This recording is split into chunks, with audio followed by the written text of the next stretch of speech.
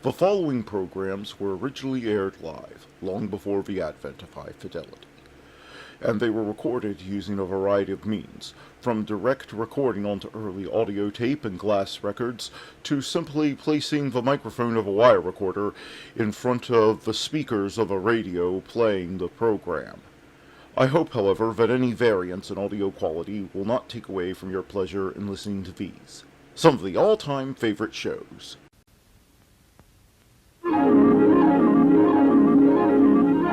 The following program is brought to you in living color on NBC.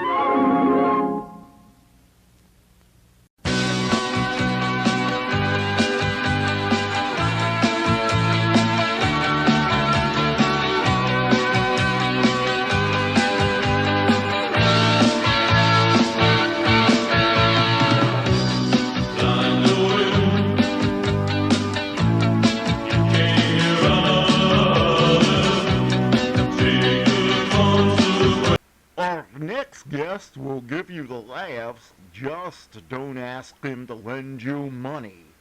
It's Jack Benny coming up next. The Jack Benny Program.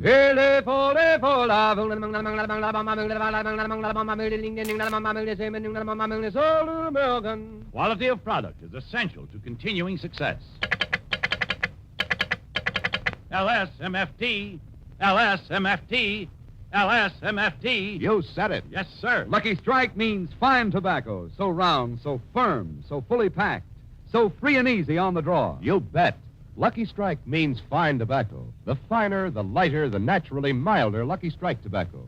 Year after year, the makers of Lucky Strike consistently select and buy this fine Lucky Strike tobacco to give you real deep-down smoking enjoyment. Remember, in a cigarette, it's the tobacco that counts. And Lucky Strike means fine tobacco. So smoke that smoke of fine tobacco, Lucky Strike. So round, so firm, so fully packed, so free and easy on the draw. At 46, sold American.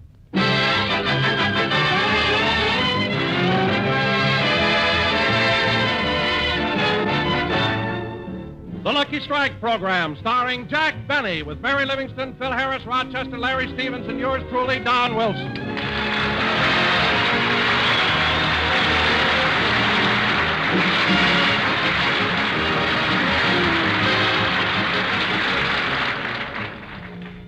Ladies and gentlemen, if you remember last week, Jack had a dream that he went to the racetrack and bet $85,000 on the winner, Challenge Me.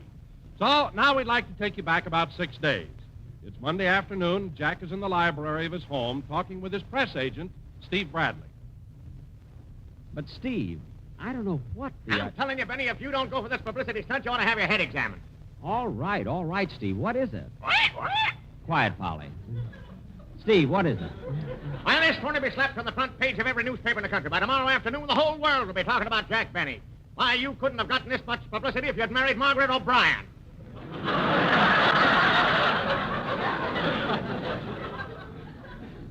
All right, Steve, tell me, what is this big... Hello.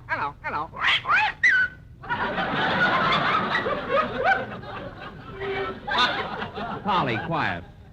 Steve, you haven't told me what this is all about. For heaven's sake, what is this big story? Benny, this is so big, it's even too big for me to tell you. What time is it? 4:30. 4:30, turn on that radio. Erskine Johnson's on. I gave him the story, and I think he's going to break it today. Turn on the radio, Rochester. Yes, sir. Ladies and gentlemen, this is Erskine Johnson in Hollywood. There's some very exciting news today from the film capital, and here's the hottest news of all. I've just learned that in the recent Gold Cup race at Hollywood Park, Jack Benny, famous tightwad of screen and radio, bet $85,000 on the winner, Challenge Me. The price was $17.20 to win. This netted the comedian exactly $646,000. What a break for Benny. Turn that off. Turn that off. Steve, are you crazy? Have you gone nuts? Have you lost your mind? Now, Benny, don't get excited. Come down off of that bookcase and let me talk to you. But, Steve, don't you remember I told you it was all a dream? It didn't happen. I dreamt that I bet $85,000 on Challenge Me. Why, I wouldn't Hold bet... it, Benny. Now, hold it. Nobody outside of this room knows it's a dream.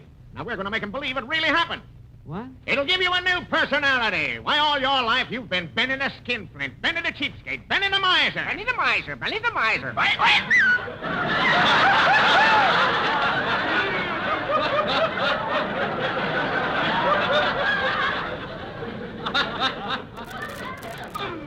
Polly, be quiet. Now, from now on, it's going to be Benny the spendthrift, the plunger, the sport, the Diamond Jim Brady of the 20th century. Everybody in America will be talking about the new Jack Benny. Well, say it, Steve. It might be something at that. I guess it wouldn't hurt if people thought it really happened. Can't hurt a thing, not a thing. I got to run now, Benny, and look. Whenever you're out in public, I want you to light your Lucky Strikes with $10 bills. $10.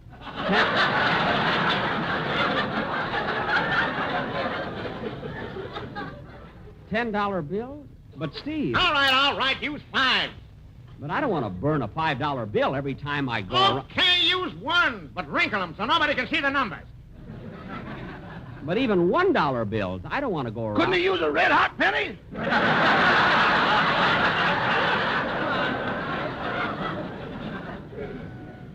Yeah, I have plenty of matches. You've got to impress the public, Benny. Now, this will be in every Hollywood column. Luella Parsons, Jimmy Starr, Hedda Hopper, Harrison Carroll, Harry Crocker, and Benny. Be sure to listen to your radio every night this week. So long. Gee, Rochester, you know, he may have something. This may turn out to be a great thing for me. Yeah, your dreams are getting better all the time. They sure are. Ladies and gentlemen, Gabriel Heater. Oh, yes, there's big news tonight. There was nothing outstanding in the news last night. No one knows what the news will be tomorrow night. But, oh, yes, there's big news from Hollywood tonight. Jack Benny, the comedian, went out to Hollywood Park last Saturday and placed a bet of $85,000 on Challenge Me to win. Mind you, to win. Benny watched calmly as the horses ran and remained calm. The Challenge Me came up from far behind to calmly win the Gold Cup race. And the horse paid a big price, and Jack Benny won $646,000. Oh, yes, there's one happy soul in Hollywood tonight. And now, just 30 seconds for my sponsor.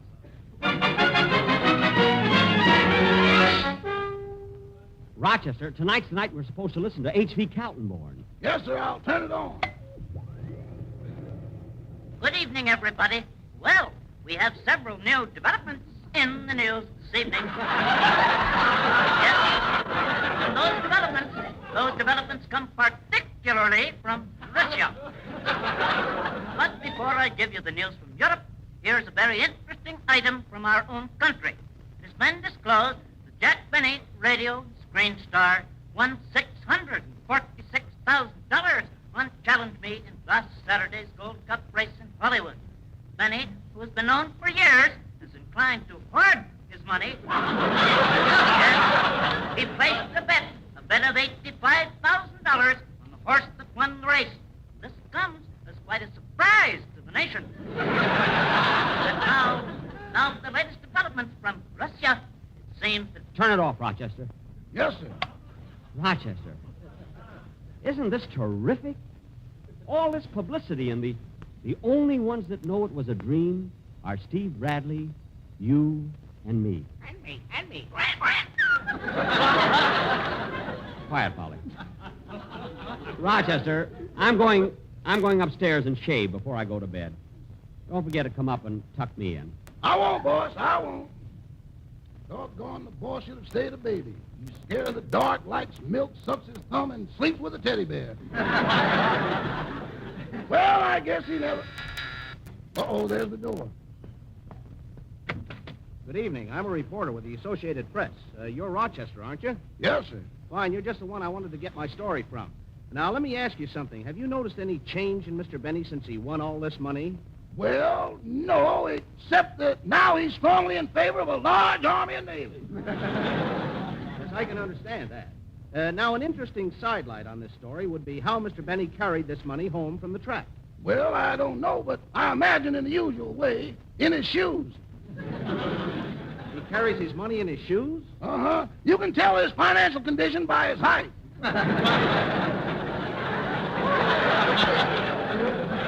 Really?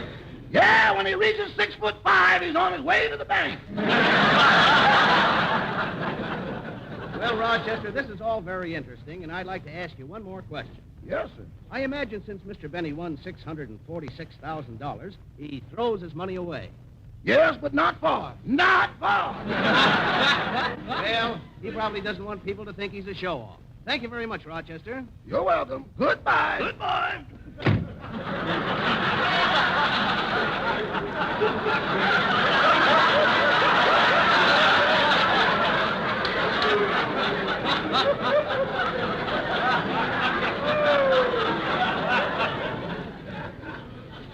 Well, I better go up and tuck the boss in. Tomorrow's Saturday, he's got a rehearsal. I hope he's asleep or I'll have to tell him a story. Let's see, I did Little Red Riding Hood last night. Oh, well, I'll do the Three Little Bears. He never remembers that. Yeah, that's the one.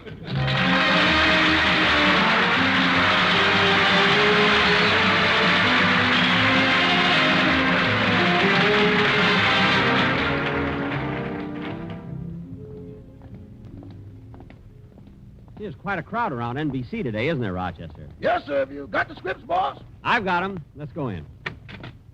Let's see your passes before you... Oh, it's you, Mr. Benny. Yes, hello, Mike. Congratulations, Mr. Benny. Sure, it's the luck of the Irish you had at the races. No, you heard about me cleaning up on Challenge Me. That I did. How does it feel? Feel? Well, to tell you the truth, it doesn't make me feel any different. I haven't changed a bit. I was afraid of that.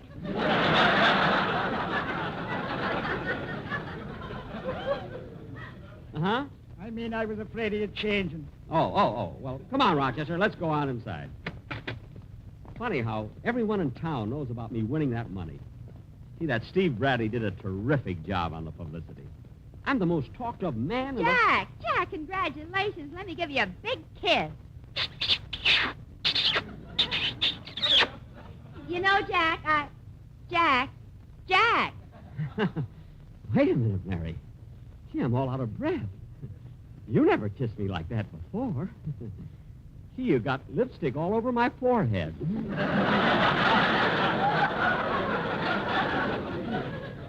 Gosh, Jack, imagine you winning $646,000. The things you can do with that money. Yeah. I can buy limousines, a yacht, a new flint for my cigarette lighter. Gee, I can't understand it. How did you happen to bet $85,000? Well, it's all I happen to have with me. I was wearing low shoes that day. You know, Jack, there's one thing puzzling me. Last week when you told me about this, you said it was only a dream. Oh, you see, Mary, I was too modest to admit the truth. Well, I don't know. I've never seen you bet more than $2 on a horse. Well... And even then, you give the jockey sealed orders to be open at the first turn. That's the same, Mary. I'm telling you the truth. Hiya, Jackson. 646,000 pieces of federal lettuce. Congratulations, Mary. Kiss me, you dove.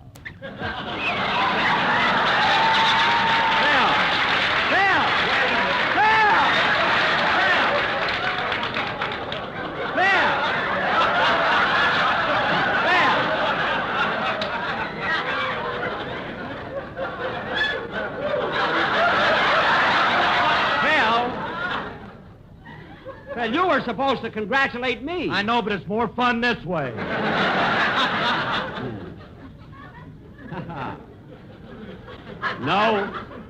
No lipstick on his forehead. He's got a bad aim.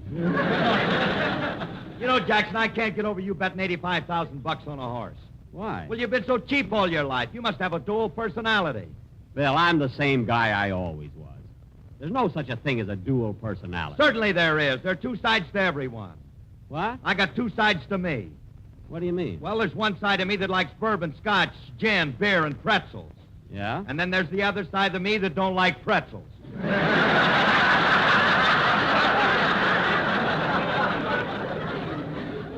Bill, you've got three sides. There's another side of you don't like music. Now, come on, we got to rehearse. Jack, what kind kind of show are we going to do this week? Oh, I don't know, but I think I'd like to do another sketch like Gaslight. You know, the one we did 2 weeks ago with Ingrid Bergman. Say, Jackson, I've been meaning to talk to you about that. That Ingrid Bergman dame puzzles me. I never knew that Ingrid was a girl's name. Why not? Well, last year when I didn't want to sign that new contract with you, that's what you called me. That was ingrate. My goodness, can't you tell? Well, hello, Mary. Hiya, Phil. Phil. Hello, Hello, Don. Don. Hello, Jack, and congratulations. Well, Colonel Blimp. Now, wait a minute, Jack. I wish you'd stop making fun of my weight. It's not my fault. It isn't that? No, gosh, Jack, being fat's no fun. Only yesterday I went to the doctor about it, and he said that my excess weight was due to a rare illness known as Umnivarium digestibilis equinarius. What does that mean in English? I eat like a horse.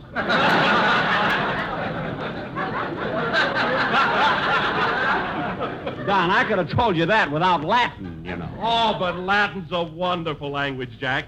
Remember those immortal words of Julius Caesar? So roundium, so fermius, so fully pactium.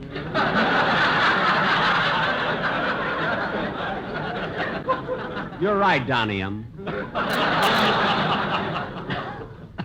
And at Julius Caesar's funeral, when Mark Antony got up before the crowd and standing over the body said, "Friends, Romans, countrymen, lend me your ears. Lucky Strike means fine tobacco." Even Julius got up and took a couple of puffs there. All right, kids, now let's start with Say, the... boss, the telephone operator's been trying to reach you. You got a long-distance call from New York. Oh. Well, I'll take it on this phone here. Say, Mabel. Yeah, Mr. Benny's dressing room is flashing. I wonder what Stella Dallas wants now. I don't know. I'll find out. Hello? Operator, this is Jack Benny. You have a long-distance call for me? Just a second, Mr. Benny. I'll check on it. Say, Mabel, did you handle a long-distance call for Mr. Benny? Oh, yeah, New York was trying to get him. I'll plug in the long-distance operator. Say, Gertrude, ain't that Jack Benny an amazing character? Yeah. I'll never forget how he kept buying me candy bars and trying to lure me up to his apartment to show me his etchings. And finally, like a darn fool, I went, "Gee, what happened?" He showed me his etchings.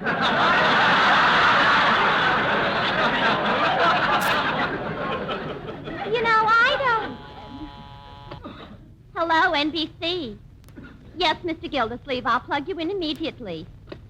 Gee, Mabel, my switchboard's all filled. Benny's on the first plug, Gildersleeve's on the second, and Greenberg's on third. You think that some... Yes? All right, I'll tell him. Oh, Mr. Benny, Yes, operator. that long-distance call was canceled. All right, thank you. All right, kids, now let's start the rehearsal. Where's Larry Stevens? Here I am, Mr. Benny. Oh, hello, kid. Gee, $646,000. Oh, boy, could I use that money now that I'm married. Why? What would you do with all that money, kid? I'd go on a honeymoon. But I thought you went on a honeymoon. Yeah, but this time I'd take my wife with me. Oh. Well, kid, someday you may be as smart as I am. Now, let's get on with the rehearsal. Now, Larry, you go over your song while we go in the other room and read the script. Okay. Now, come on, fellas. Let's go.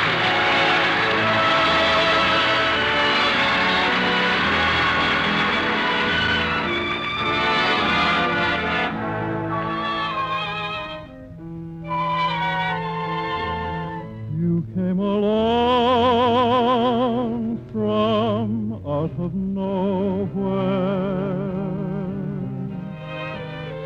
You took my heart and found it free.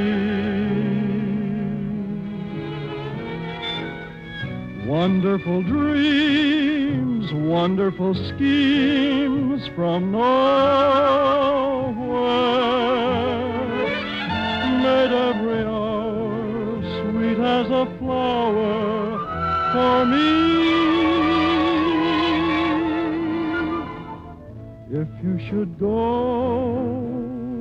back to your nowhere, leaving with me a memory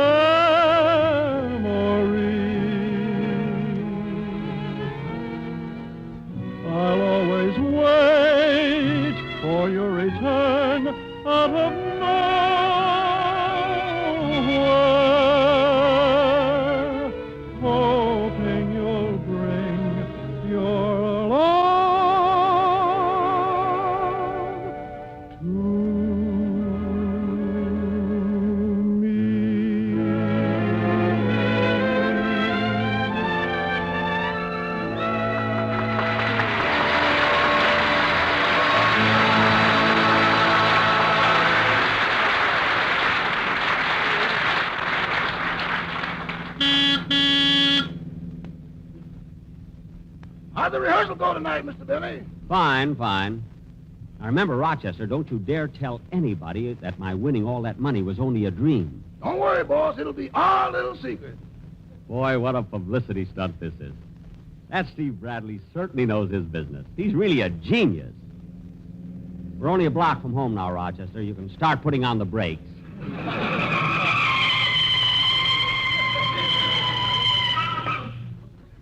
There you are, boss, right in front of the house. More like it. Last night I had to walk back a block.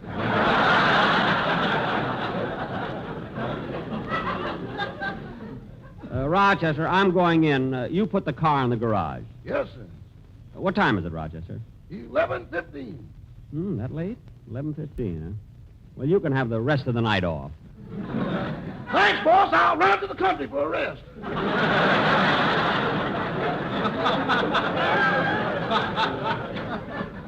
Good night. Good night.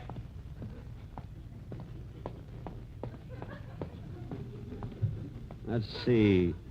Where's my key? Oh, here.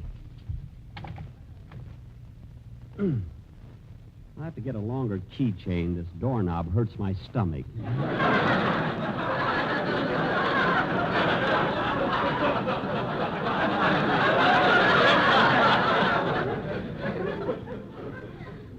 There.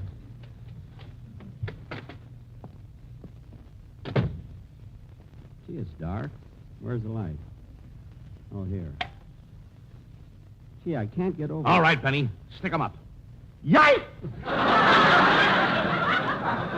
Come on, Benny. Get back in your shoes.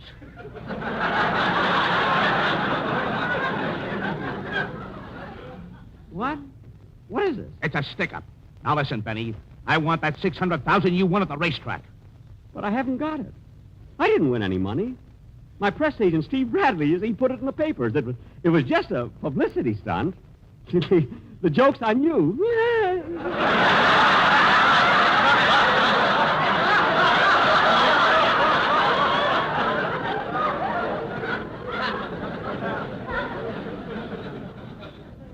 See? Now stop stalling, Benny. You keep your dough in a vault, and we're going down there and get it. But I... Get moving. And right straight for that vault or I'll drill you. Yes, sir.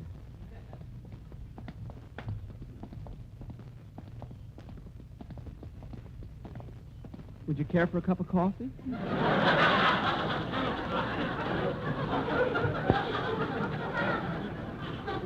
Huh? No, Benny, I just want to get in that vault. Yes, sir. Here we are. Now, I got this gun right in my pocket, so no tricks. Yes, sir. I'll open the door.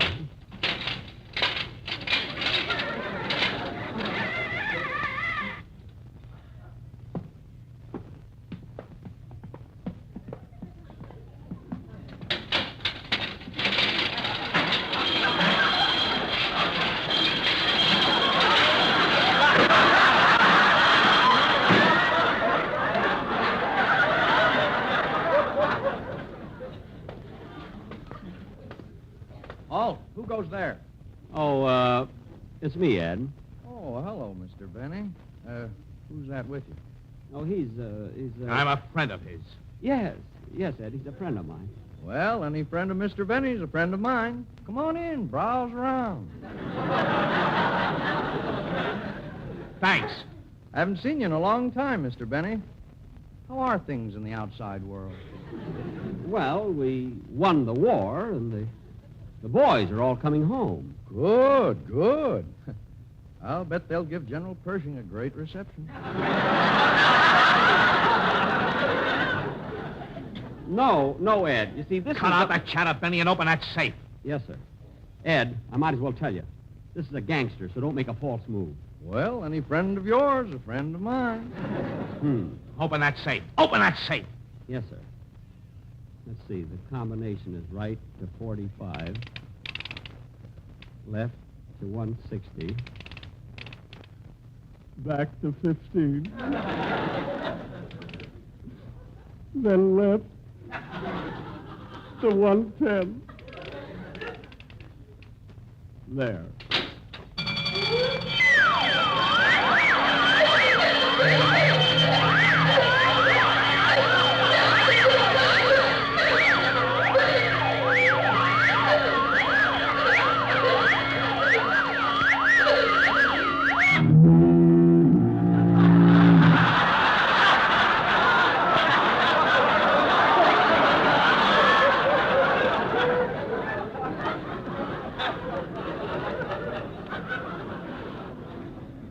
haven't heard anything like that since I broke out of San Quentin.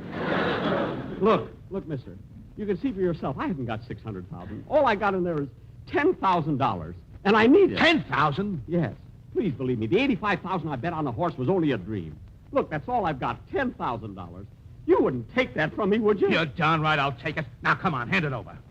My, this is thrilling.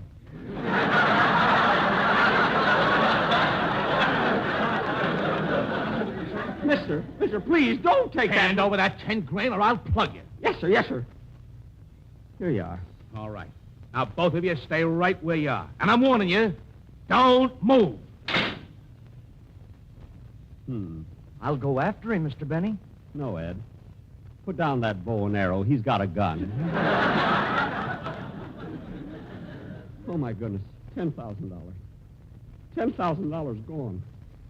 Darn that Steve Bradley with his publicity. It's all his fault. If I told him once, I told him 1,000 times. I said, Steve, it didn't happen. It was a dream. I dreamt that I won $600,000. But no, he had to go for his wild, crazy, stupid publicity.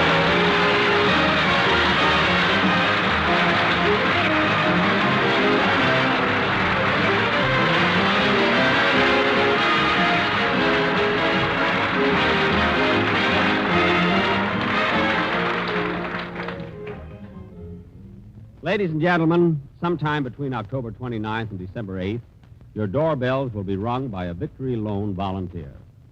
Answer the doorbell and welcome him or her, because these are the Americans who worked faithfully and hard to make previous bond drives so successful. Although the war is over, we haven't paid the bill for it, and the quota for this Victory Loan is $11 billion. We'll make it. And by we, I mean you and me, the Victory Volunteers. All of us. This will be the last victory drive, folks, so it's really our last chance to show these fighting men still in our hospitals and all our men and women in uniform that we know they finished their job, and we'll finish ours. Thank you.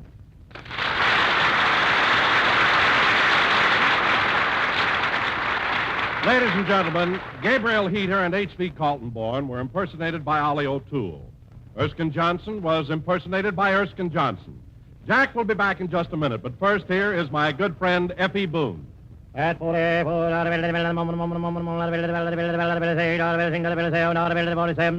American. Lucky Strike means fine tobacco. That's right. LSMFT. Independent tobacco experts, auctioneers, buyers, and warehousemen present at the auctions can see the makers of Lucky Strike consistently select and buy the finer, the lighter, the naturally milder Lucky Strike tobacco.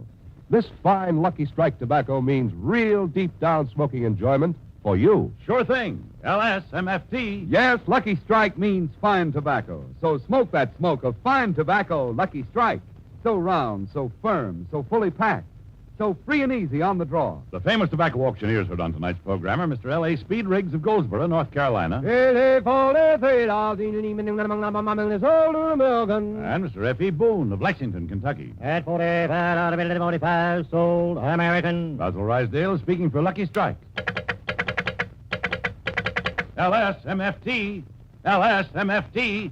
LSMFT. There's fine smoking pleasure in fine tobacco, and Lucky Strike means fine tobacco. So round, so firm, so fully packed, so free and easy on the draw. Oh, my goodness. $10,000. There should be some action on this. I called the police hours ago. I'll turn on the radio. Maybe there's some news. Oh, yes, ladies and gentlemen. There's a happy man in Hollywood tonight. Nobody knows how he felt last night. No one can tell how he'll feel tomorrow night. But, oh, yes, there's a happy soul in Hollywood tonight. And he's This is the national...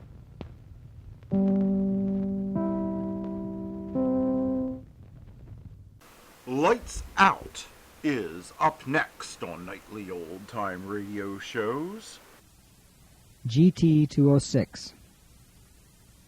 Metacom presents Arch Obler's Lights Out, Everybody.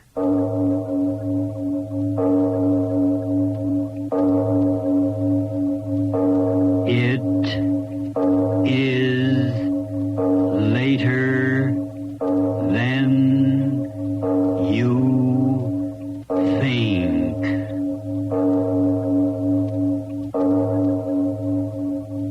Arch Obler, bringing you another in our series of stories of the unusual. And once again, we caution you, these lights-out stories are definitely not for the timid soul. So we tell you calmly and very sincerely, if you frighten easily, turn off your radio now. In a world which fills our hours with a multiplicity of little things, it's sometimes good to stand away in imagination and think of the great wonder of life itself, that out of the darkness of space came this great gift of consciousness. Tonight, with my distinguished actor friend Edmund Gwen, I'd like to bring you my play about this infinite wonder.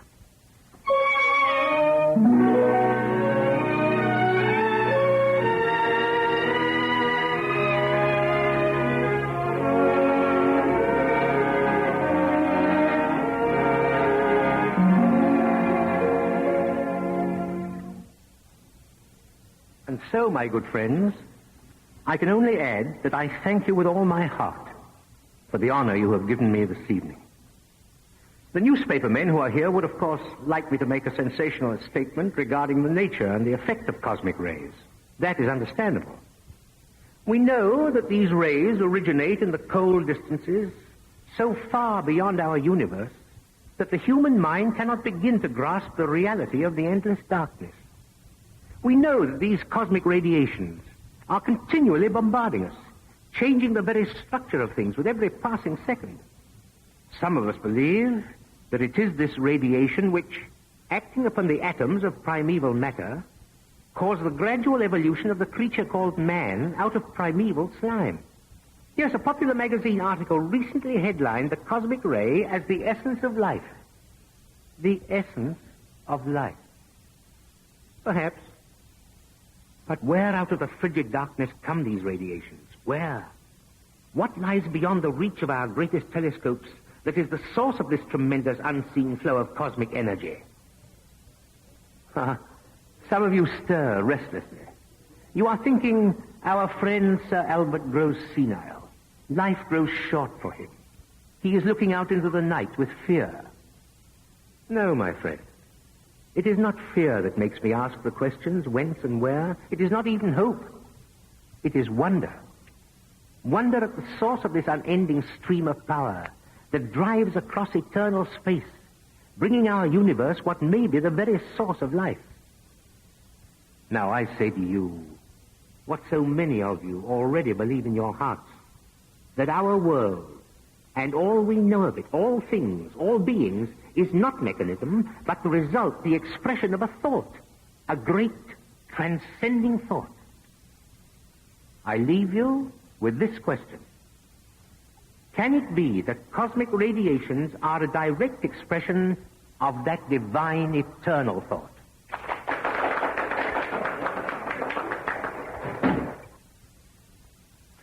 If you'll sit here, Sir Albert. Thank you, Harris.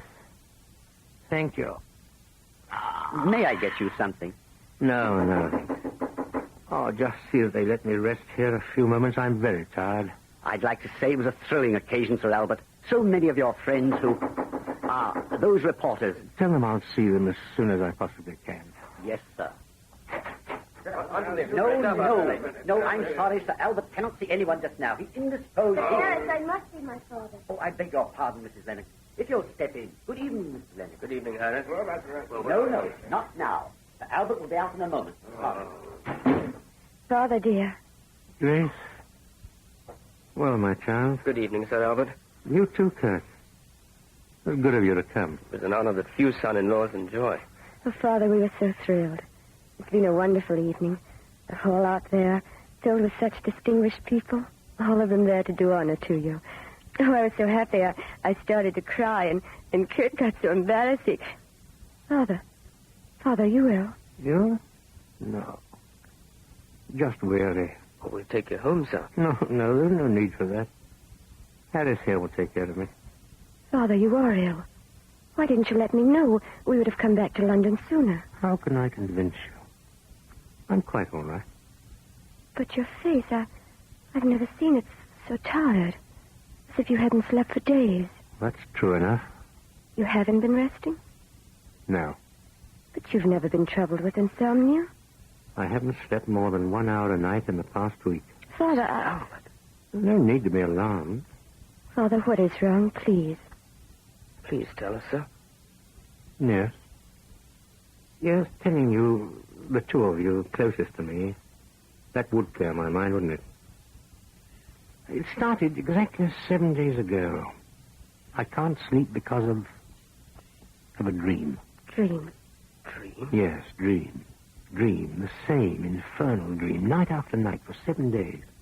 A dream without meaning, a dream from which I awaken and then can't sleep again.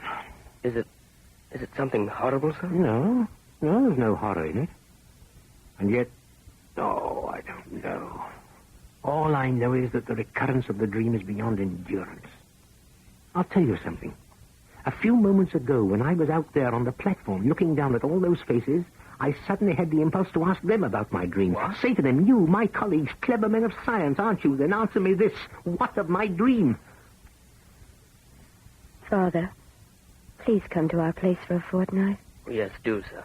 The fresh air, change of scenery. Change of- Yes. The fresh air. Yes. Why not? Change of environment may do me good, that's true enough. Yes, I will go with you. I'm glad. The moors are getting so lovely, and we'll walk you around until you're all healthy again. Won't we, Kurt? Right. Don't you want to hear what I dreamt? If you want to tell us. Yes, I do. I want to very much. In the telling of it, there may be understanding. I go to bed, I close my eyes, I sleep. And suddenly I'm dreaming. I'm standing alone on the top of a windswept hill. It's very dark. I know it is cold, and yet I do not feel the cold. The wind sighs around me. I know it is wind, and yet I do not feel the movement of air. I stand there, Albert Camden. I know it is I, yet strangely I am free of body. I stand there in spirit only. Suddenly I look up. The darkness is gone. Thousands of twinkling stars and the icy brightness of the planets. Believe me, I see them all above me. Suddenly, far above me, a star grows brighter and brighter. It rushes down towards me, and I see it isn't a star, but a great thrust of flashing rays. Closer and closer they come to me, they cover me, and in me there is an unbearable yearning to fly up into them, follow the path of them, on and on and on. My whole consciousness tears with the want to go into those flying sparks. I feel torn into a million shreds with the want to go into them, follow them, I must, and then panic, a horrible feeling of panic. I cry out, I awaken. My dream is over, and I cannot sleep. Oh, there, I've told you. Father, You, daughter. And you, Kurt, you're young. Perhaps in the freshness of your mind, you can find an answer to this hallucination that comes to me in my sleep. Well, haven't either one of you anything to say? 60 years of research, Father. You've worked harder than any man I've known, and so you're tired. And so you dream. Come with us to the moors. You'll rest, and then you won't dream anymore. Perhaps I want to dream again.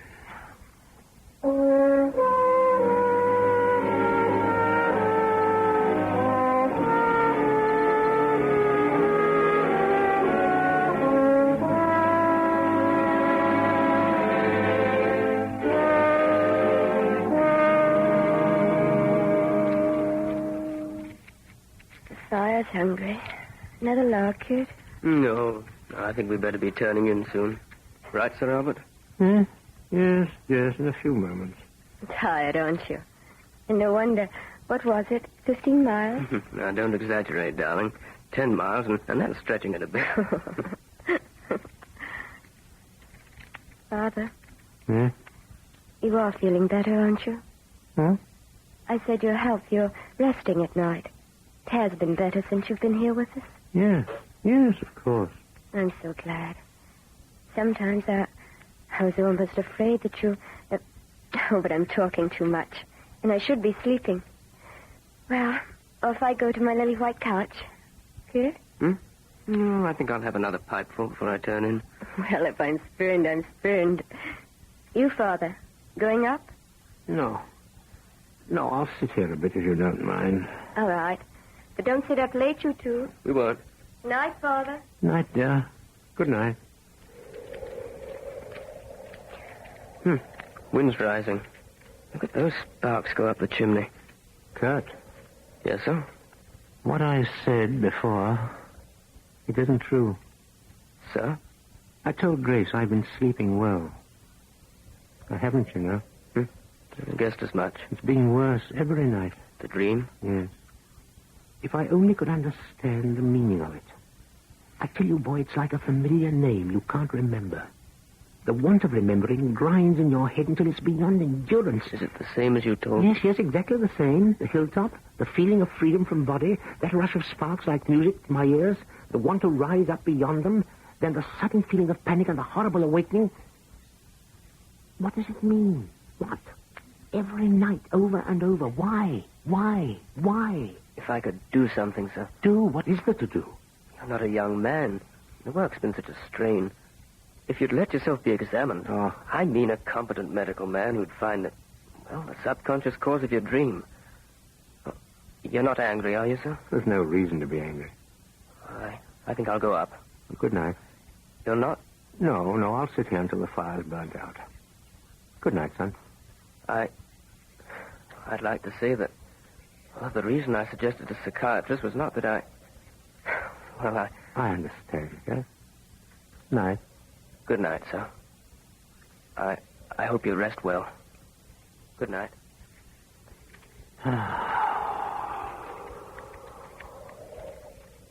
Sparks up the chimney. Rush of sparks. Why? Why? Oh, I'm tired. Sleep. But if I sleep, I'll dream. Dream. Sleep. To dream. To dream. Dream. Dream. Dream.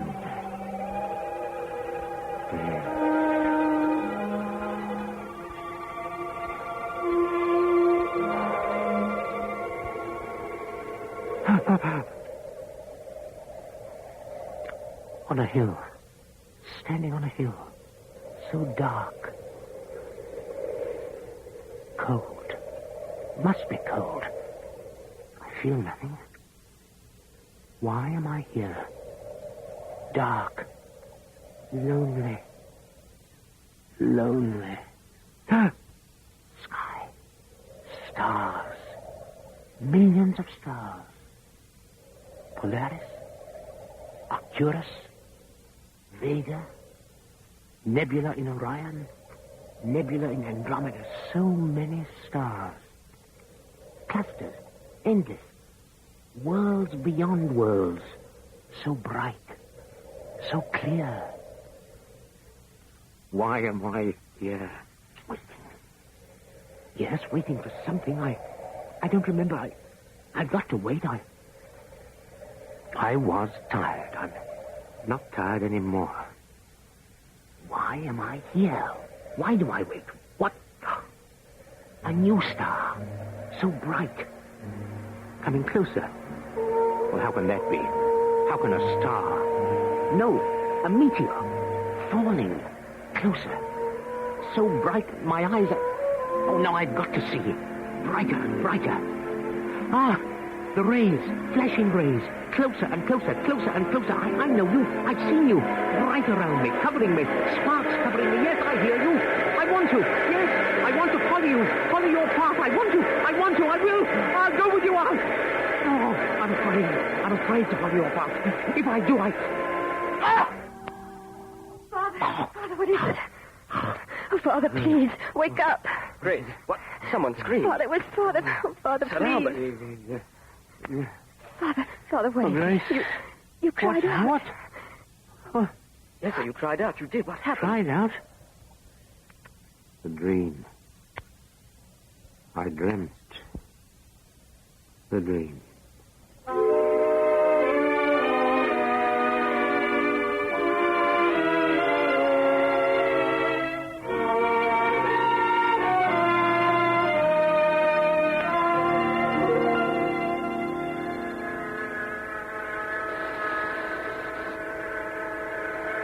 Now, who in creation?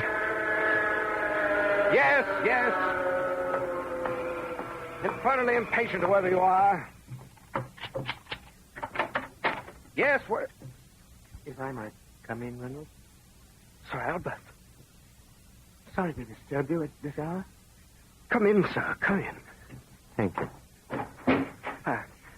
I had no idea, sir, keeping you waiting. Quite all right. The country, sir. Did you enjoy it?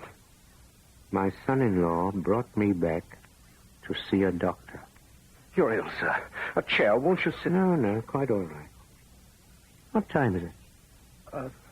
Almost 11, Sir Albert. If you're not well... Oh, somehow I had to come here tonight. Late as it was, I had to. All the laboratory workers, we've missed you, sir. It's been a long time since you left London. Almost a month. 29 nights. Did you say something, sir? No, nothing. Tell me, the work. Has it been going well?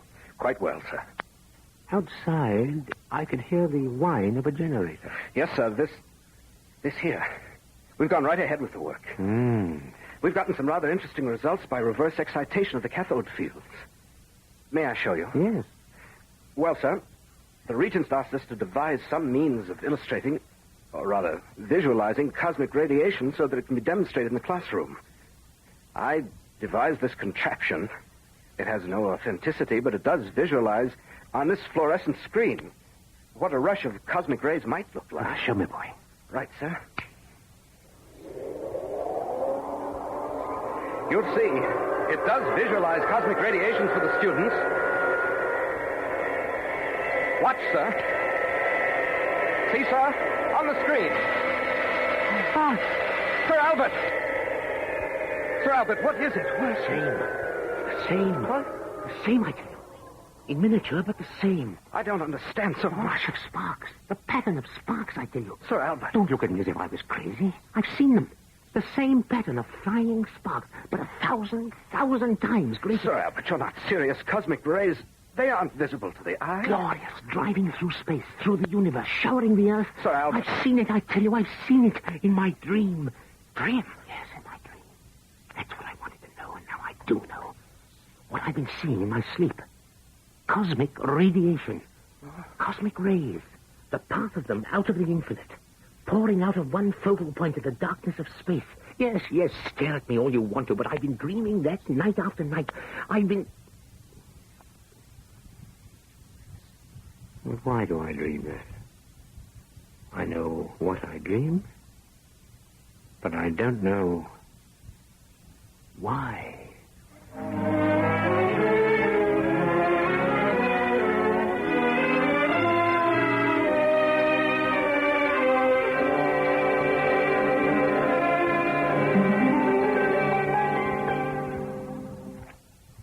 But, Mr. Lennox, if Sir Albert... Now, Harris, there's no need to be so disturbed. But I've been with Sir Albert so many years. His strange behavior... There's nothing strange about it.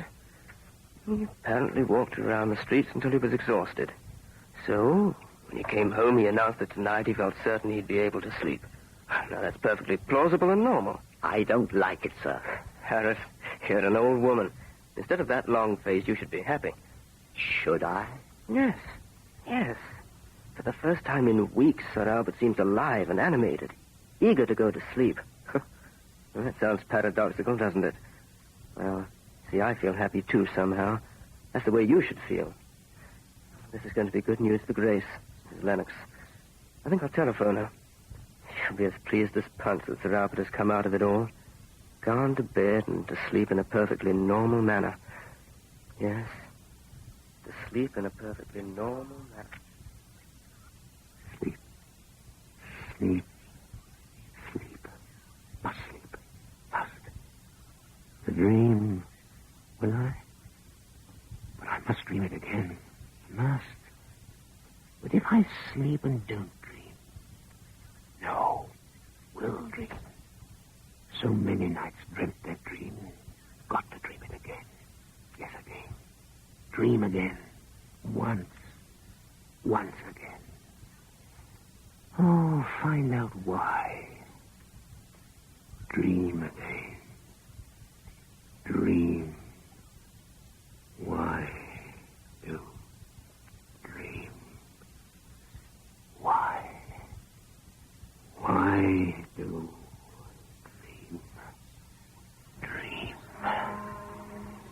Dream. Dream.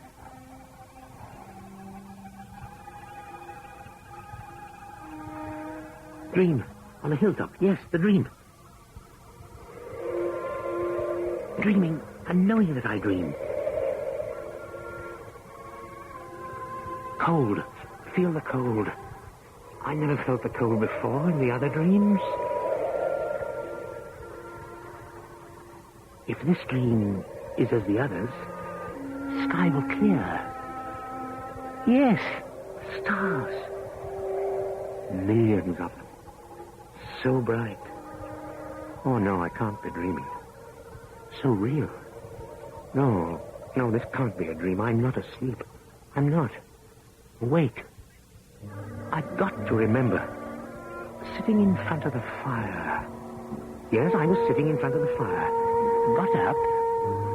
Wandered out of the house. Yes, that's it. Not a dream. Wandered out into the night.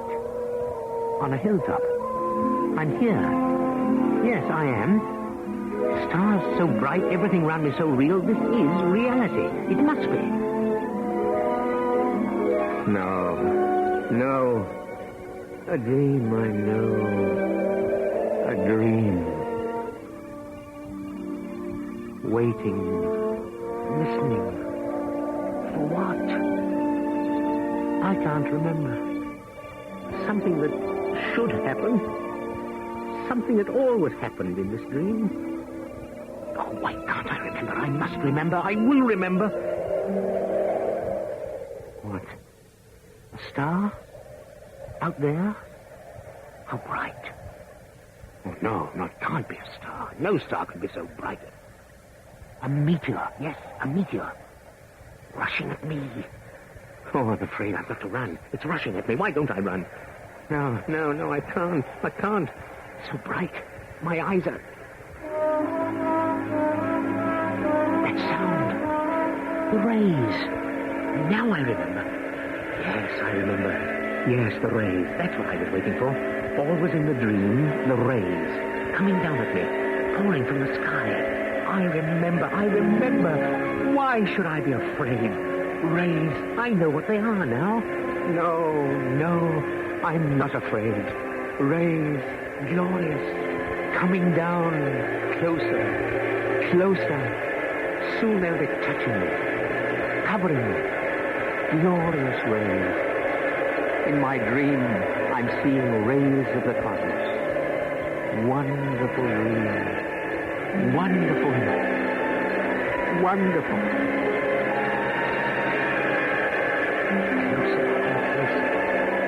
So bright.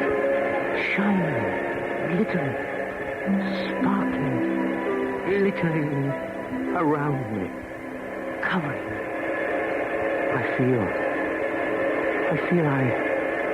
I want to go into them. Yes. Follow the path of them. Path of the rays. Let myself go up into them. Let them take me up into... No, I'm afraid. I'm afraid. Hey, but I wanted to know. These rays over me, if they are cosmic... Yes, I wanted to know. Always I wanted to know. In the dream. Wait, where they come from. What's beyond them. I will know. I've got to go up into them. Follow them. They'll carry me. Take me to where... They're lifting me. Higher. The hill. Gone. Moving so quickly I can't see. I can't breathe. No, stop. I'm afraid. Faster. Stars, galaxies, universe, gone. Faster, higher. Where? Glaring light around me. Where are they taking me?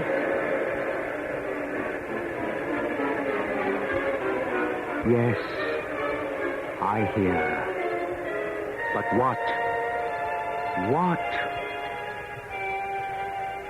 Unending stream of power, driving across eternal space, bringing our universe what may be the very source of life. Yes, I said, Can it be that these cosmic radiations are a direct expression of that divine, eternal thought? Divine, eternal thought? I remember. I said... But can it be? Can it be?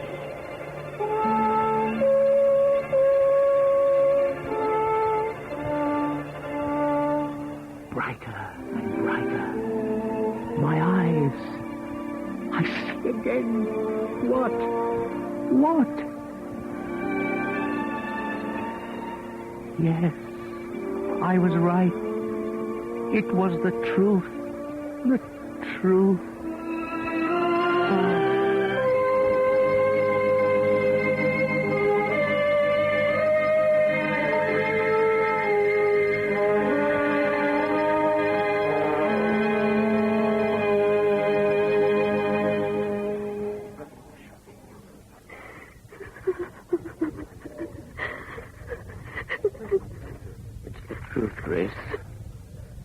Father died peacefully in his sleep.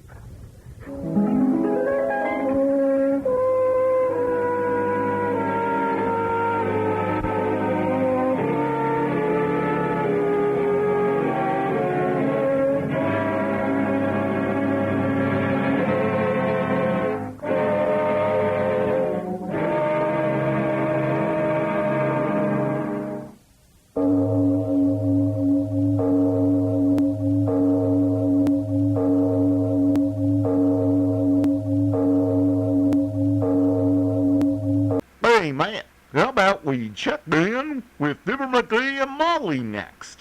That sounds good to me. The Pet Milk Program with Fibber, Magee, and Molly.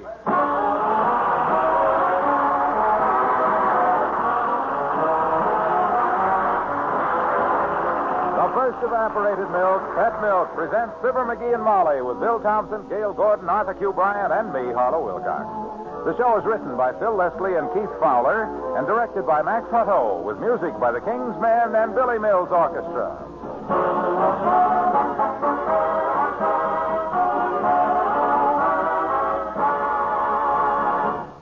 Some foods just naturally go together, like bread and butter, ham and eggs, and coffee and Pet Milk. Lots and lots of folks who used to take cream in their coffee now use Pet evaporated milk. Not just because Pet Milk costs so much less, but because it makes coffee taste so good. Gives coffee the creamy color and mellow, satisfying flavor that coffee drinkers love. Now, let me tell you why Pet Milk is so right for coffee. The Pet Milk people take good, sweet country milk and remove more than half the water by evaporation.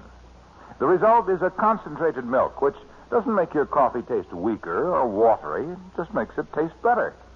And think of it, for the same amount of money you'd spend for coffee cream, you get more than twice as much Pet evaporated milk. So, for extra enjoyment, for extra economy, in your coffee, use Pet brand evaporated milk. Get several cans at your grocer's tomorrow.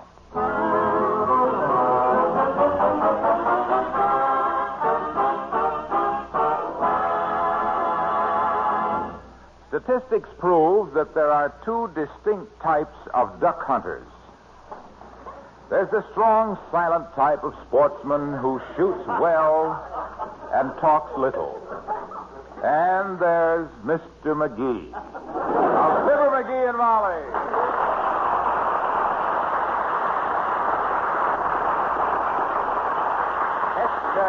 I can hardly wait for tomorrow morning to get out here, Molly, to get here. Boy, oh boy, when daylight breaks over Dugan's Lake, I'll be mowing down them mallards. What's a mallard, dearie? Nothing. What's the mallard with you? Oh! A mallard duck. It's a duck, Molly. A wild duck. Oh, Magee, I wish you wouldn't shoot at those poor little... Boy, I'll fracture 'em. You're looking at the dead shootingest, never missingest duck buster in town, kiddo. When I bear down on a moving mallard with my trusty old 12-gauge, that duck's as good as stuffed with wild rice right there. The last one you brought home was stuffed with BBs. As I recall, it took two of us to lift it on the platter. That was just careful shooting, did that, Molly. I took such careful aim at that duck that 12 other hunters hit him before I did. I had to shoot him on the way down. Well, I don't know why you fellas should be so proud of shooting those innocent little ducks, Magee. I swear I don't. Why don't you pick on something your own size? Oh, well, now, that just ain't practical, Tootsie. I shoot something my own size, we couldn't even get it in the oven. No, I guess not. And besides, it's not just the shooting, Molly. It's the isn't? sport of the thing. It is. It's the great man-to-man, give-and-take companionship that three good pals like I and Latrivia and Doc Gamble get out of going hunting together do. I seem to remember that you three pals had quite an argument the last time. Something about who shot a certain duck. Well, yeah. Doc Gamble did say that anybody else who claimed it was a dirty, sneaking thief. And Latrivia made some nasty remarks about a dishonest, immoral scoundrel. But I didn't get into it. I just sat there like a gentleman on the duck.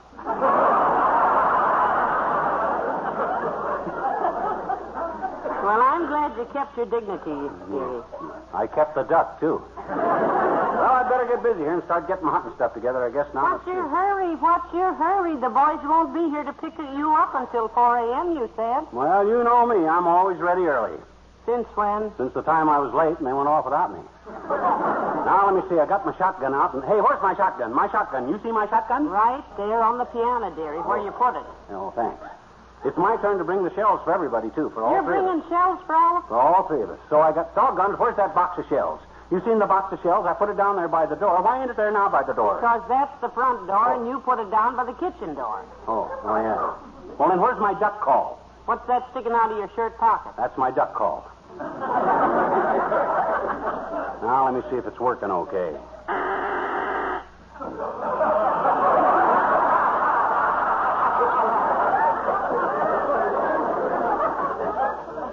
It's a little flat. Magee, can you really fool the ducks with one of those things? I'll say you can. When I'm really trying with this baby, anything can happen. I let go a blast on this thing out at Dugan's Lake last fall, and 3 moose come busting out through the bushes right behind me. Heavenly days, I didn't even know we had moose around here. Neither did I, but they all had them badges on that said Loyal Order of Moose. Lodge number 10. Seems their car busted down up on the road, and they were walking down through the Just a minute, dearie. Just a minute. Come in. Hello, Mr. Oldtimer. Hello there, kids. Hi, daughter.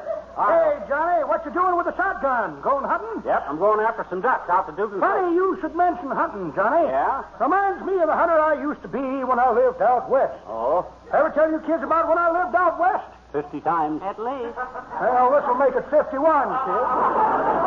The west was full of buffalo in them days. Yeah? So I decided to get myself a partner and do some buffalo hunting. Yeah? I looked up an Indian chief named Bashful Beaver who lived in a wigwam with hot running water. My goodness, how modern. Hot running water was his squaw, daughter. I see. Well, sir, Bashful Beaver didn't think I could shoot good enough to hunt with him, so we had us a contest. Took turns shooting at a poker chip we had set up half a mile away. Half a mile away? Yep, Bashful Beaver shot first and missed. I shot 4 times, put 4 holes in the poker chip, and I still use it for a pants button.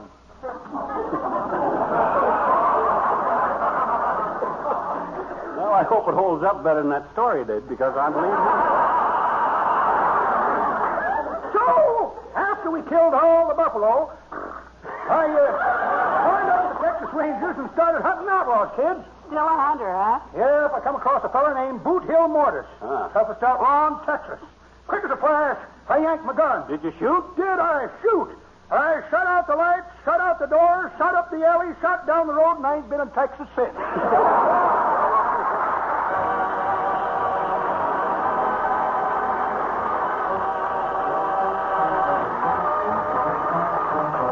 Billy Mills in the orchestra, and When Buddha Smiles.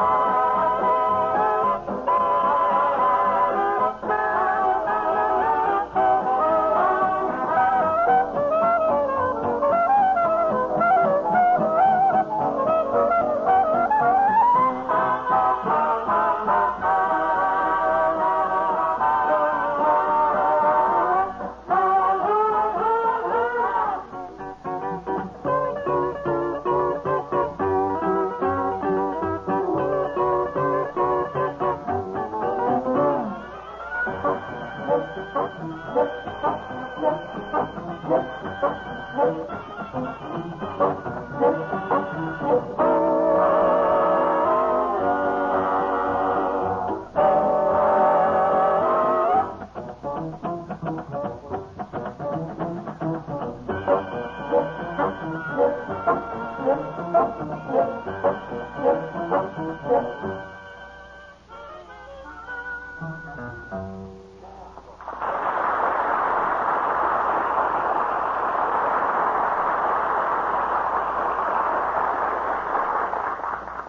let me see. I got my gun. Iodine for the scratches when I fall down in the brush.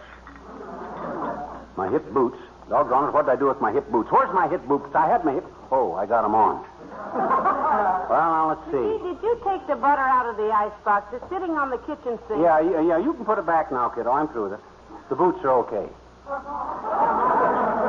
The boots? Yeah, my hip boots wouldn't go on account of my feet must have swole up or something, I guess, so I had the butter out to butter my heels a little. They're fine now. Heavenly days. Yeah. Well, there's nothing like a well-buttered heel, I always say.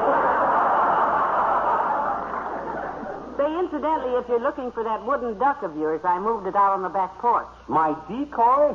I hope you handled that careful, Molly. I just finished painting that decoy. Touched it up a little. Yes, say, I wanted to ask you about that. Why did you paint that duck with one eye closed? Well, I'm trying out a new theory, Molly. That's a wooden she-duck, you see. And I figured the he-ducks would flock around more if they think the she-duck is winking at them.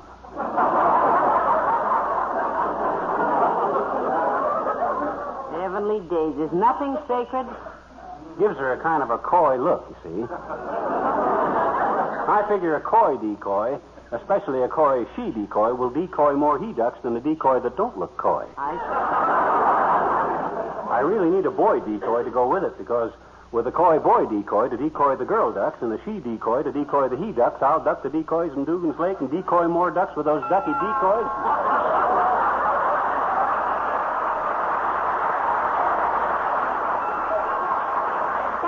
Come in quick.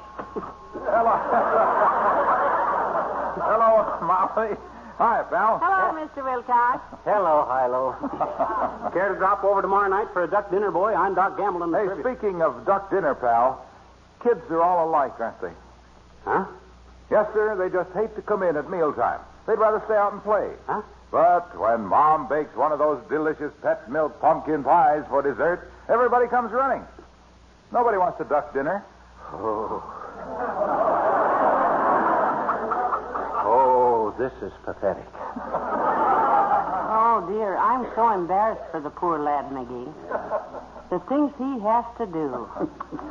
Yes, sir. Mary Lee Taylor's great pumpkin pie recipe, pumpkin pie made with pet evaporated milk, is a favorite of good cooks the country over. The country over Dugan's Lake is plastered with ducks. Picture that rich, creamy smoothness, that beautiful golden brown color, that delicious spicy flavor. Just like a canvas back.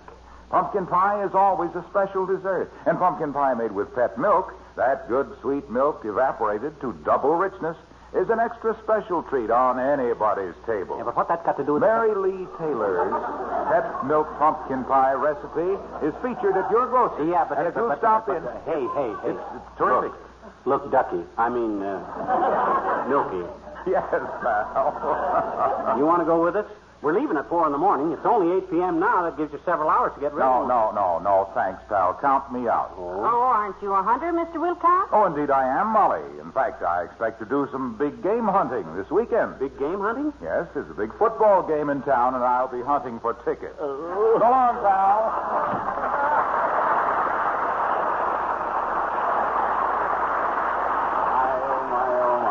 Mr. Wilcox enjoys his little jokes, doesn't he? Even the little bitty ones. Yeah, he kills himself. And it couldn't happen to a guy who deserves it more. Boy, I wish it was 4 o'clock in the morning. I'm so keyed up. Oh, look, dearie, now. You've got about 8 hours before the boys get here. Yeah.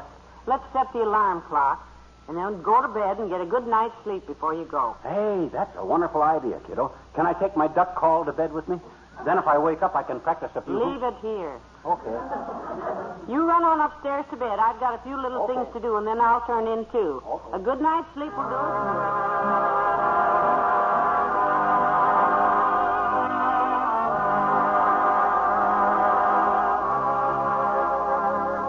So they went to bed early, but the sleep they got wasn't too good.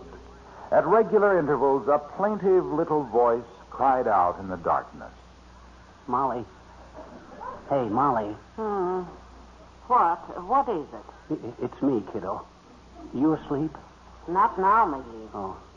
Somehow an elbow driven into my ribs seems to disturb me. Just sensitive, I guess. What's the trouble? Are you sure you set the alarm clock? Of course I'm sure. It can't be more than 12 o'clock, and you've waked me up 6 times since we went to bed. Well, I'm sorry, kiddo. I'm just on edge. Well, get off your edge and try sleeping on your back. Good night. Good night.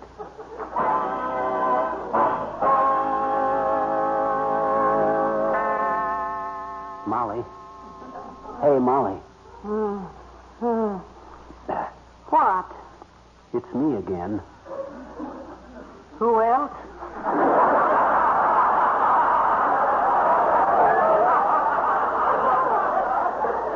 Are my feet out of the blankets, Molly? I got a feeling my feet are uncovered. Oh, dear. Oh, I don't want to catch cold. Can you see if my feet are uncovered? Do they feel like they're uncovered? Well, I can't tell with these boots on. Go to sleep. Good night. Good night.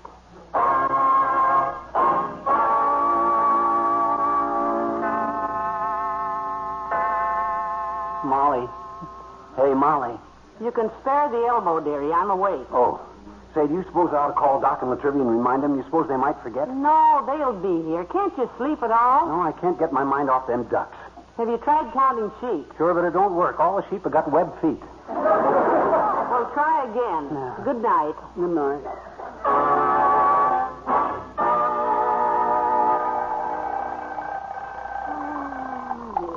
All right, dearie. It's 3:30. Time to get up. Well, what do you know? He's asleep. Magee, wake up. Well, this isn't it. Keeps me awake all night because he wants to go duck hunting. Well, by the 7 Sisters of Maud Murphy, he's going. Magee. Oh, dear, there's the boys and early. Just a minute, I'm coming. I don't know what there is about a ringing alarm clock that makes him sleep like that, but he always... Good morning, Molly. Hello, my dear. Come in, boys. Himself is still asleep up there. Great. His gear is all piled in the living room, except his shells. I put them here on the hall table. Good. You going with us, Molly? Yes. Why don't you come along? Oh, no. No, thanks, boys. I just hate to see you kill those pretty little ducks. But you go on and drag Magee out of bed, boys. I'll put the coffee on. Thanks, Molly. We'll get him up if we have to blast. Come on, Doctor. Yeah, I've got some matches in case we have to set the bed afire, Latrivia. I've seen little BB Brain asleep before. It's the nearest thing to complete hibernation this side of a polar bear.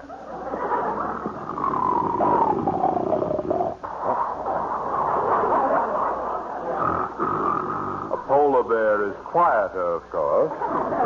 Listen to that sawmill. Magee, wake up. Waste of time, Latrivia. Throw the covers off him. That's it. Now you grab his foot. I got the other one. Great Scott. Asleep with his boots on. Oh, that's what it is. I thought I'd grabbed a hot water bottle. Come on, let's yank him out of it.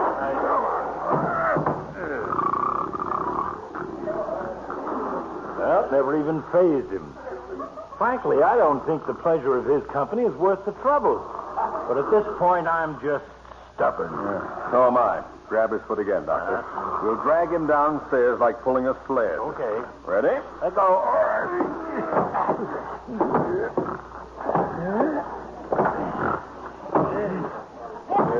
What on earth are you... Magee, for goodness sake. I think he's coming to, Doctor.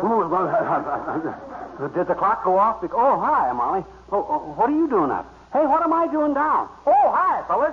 You ready already? Well, come on, let's go duck hunting. All right. Where's my gun? Where's the your gun? shell? Right over there. Where's my Right duck over call? there. Where's my pants? Let's Well, go. come on, let's go hunting. All right, we'll go.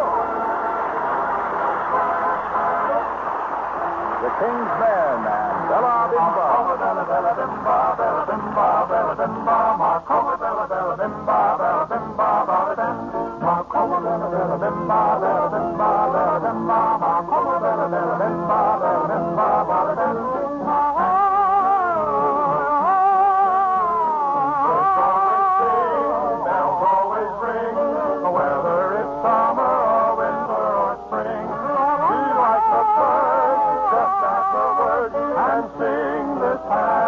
song. Marcoma bella bella bimba bella bimba bella bimba. Marcoma bella bella bimba bella bimba bella bim. Marcoma bella bella bimba bella bimba bella bimba. Marcoma bella bella bimba bella bimba bella bim. La la. Don't ever cry. I'll tell you why. You can't see the sun with a tear in your eyes. Be like the sun, flag up for fun, and sing this happy song. Marcoma bella bella bimba bella bimba bella bimba. Marcoma bella bella bimba bella bimba bella bim. Marcoma bella bella bimba bella bimba bella bimba. Marcoma bella bella bimba bella bimba bella bim. Look everywhere, lost in the air. Dance through your life with a devil-may care. Look in your heart, then you will start to sing this happy song. Marcoma bella bella bimba bella bimba bella bimba. Marcoma bella bella bimba bella bimba bella bim. You'll never go wrong as long as you sing this bella bimba bella bimba.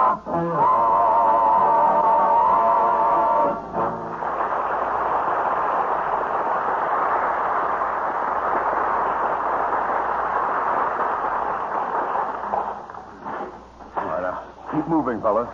Let's get down by the lake and get settled before daybreak. Oh, it's cold out here. That's so. You're flapping my earmuffs. Now, watch your step here, because there's a deep mud hole right there. Walk round it, Doctor. Thank you. Over your boots, McGee? Yeah. Ever step in a hole in your life that it wasn't over your boots? I hope it's dry in that duck blind because... Come on, here's our blind here, fellas. Between those willows. Quiet now. Quiet. My gosh, you call this a duck blind? Just a cornstalk fence with a willow roof over it. If you don't like it, my boy, I have a suggestion. You'll have to do, I guess. My gosh, there's only one real way to make a duck blind. Well, how would you make a duck blind? Stick my finger in his eye.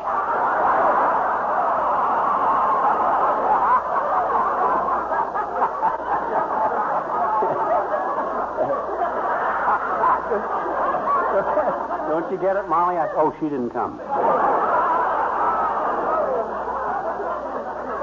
Shall I shoot him, Latrivia, or do you want to match me for it? I'm afraid we can't shoot him unless he runs, Doctor. It's against the law to shoot them sitting. Okay, I'll cut the comedy. It's getting light anyhow. Now, look, when them ducks start flying over, you guys watch yourselves, because when I start shooting, I get a little frantic, you see? Listen. Oh, that lake is loaded. Look at them. Look, can you see them way out there on the other side? Where? Oh, I see them. Oh, boy, is my trigger finger itchy. Well, scratch it and get your head down. Don't scare them all away, McGee. Sit down, stupid. Hand me the shells, somebody.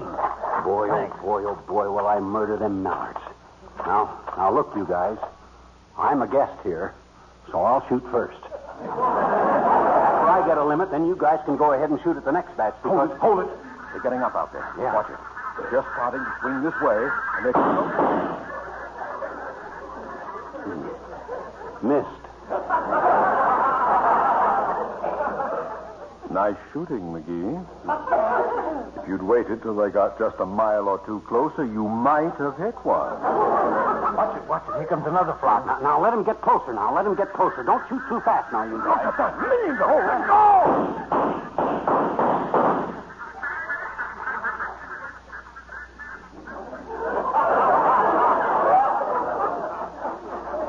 How many we get?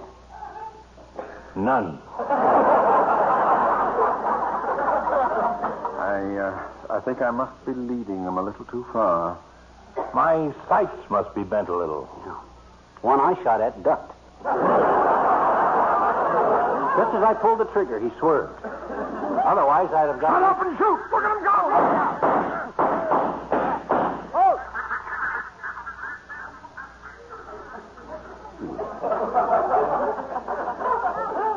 How many we get? None.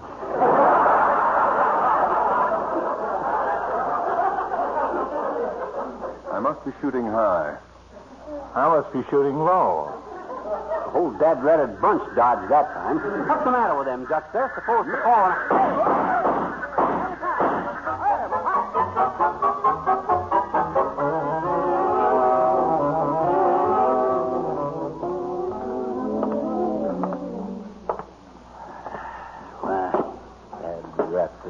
Well, come on in the house.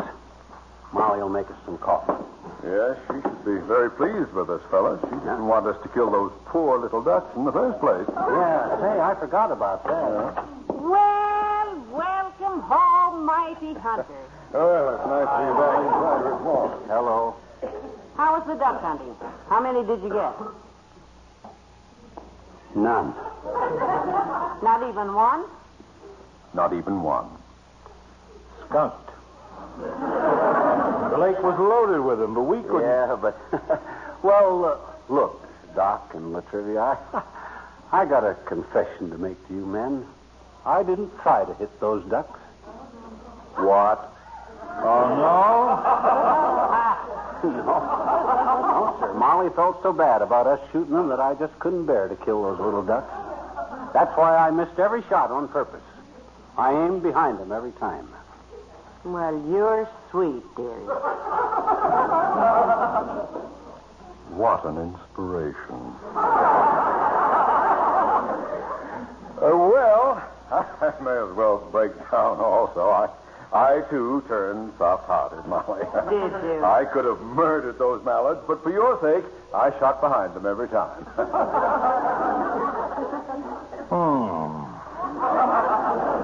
Well, you fellas aren't going to ace me out on this thing. I can miss ducks on purpose, too. Huh? I shot behind them, too, Molly, every time, just for you, my dear. Ah, well, I'm so glad it turned out this way, boys. You've all been so sweet that, I'll confess something, too. Huh? You will? What? I sat up half the night last night taking the BBs out of everybody's shells and filling them up with sand. Well, for the love of... Come on in the kitchen, boys. The ham and eggs are ready.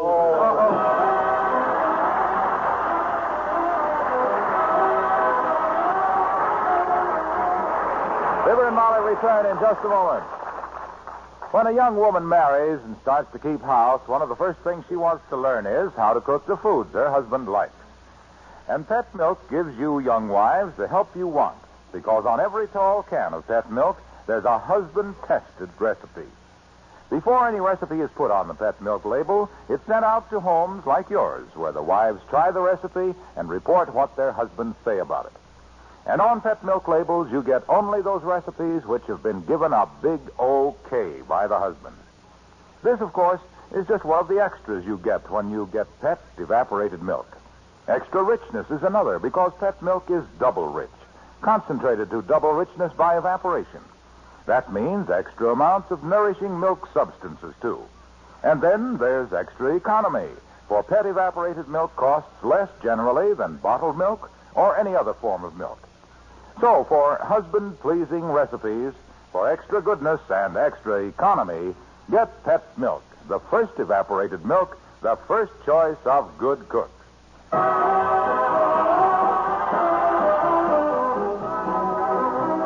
Let me check that again, Molly. You say the shells you put the sand in were in this box right here? Of course. That's the box of shells you boys used, dearie.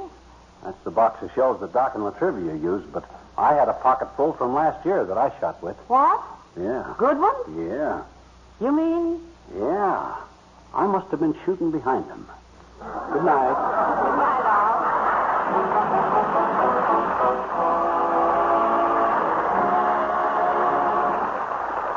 The first evaporated milk, Pet Milk, brings you Fibber, Magee, and Molly each week at this time. Be with us again next Tuesday night, won't you?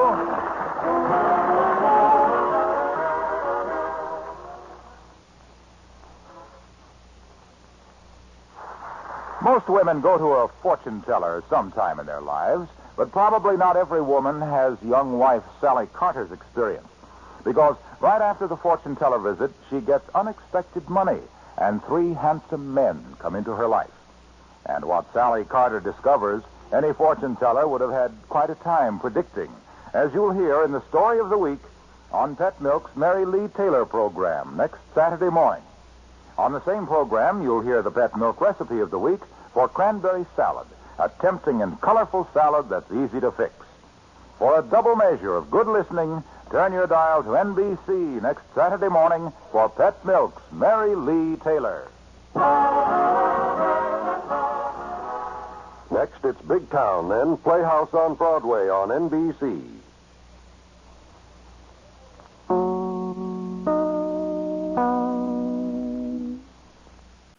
Well, Silver, wait those thrilling days of yesteryear with the Lone Ranger up next.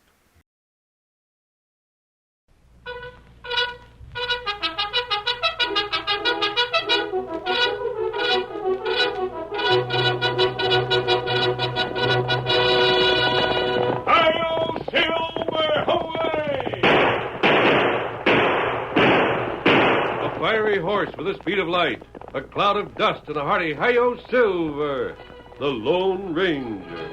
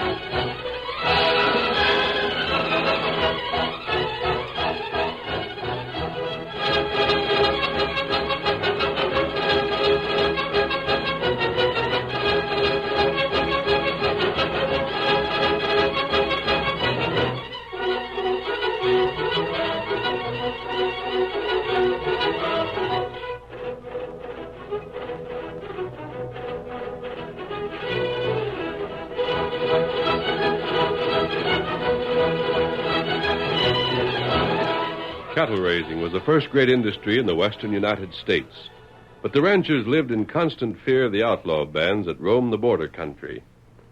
It was not until the masked rider of the plains started his great fight for justice that rustlers were driven from the new territory, and the frontier became safe for honest men and women. Return with us now to those thrilling days when the West was young. From out of the past come the thundering hoofbeats of the great horse Silver. The Lone Ranger rides again. Come on, Silver! We're on the trail of rustlers! Hi-yo, Silver, away!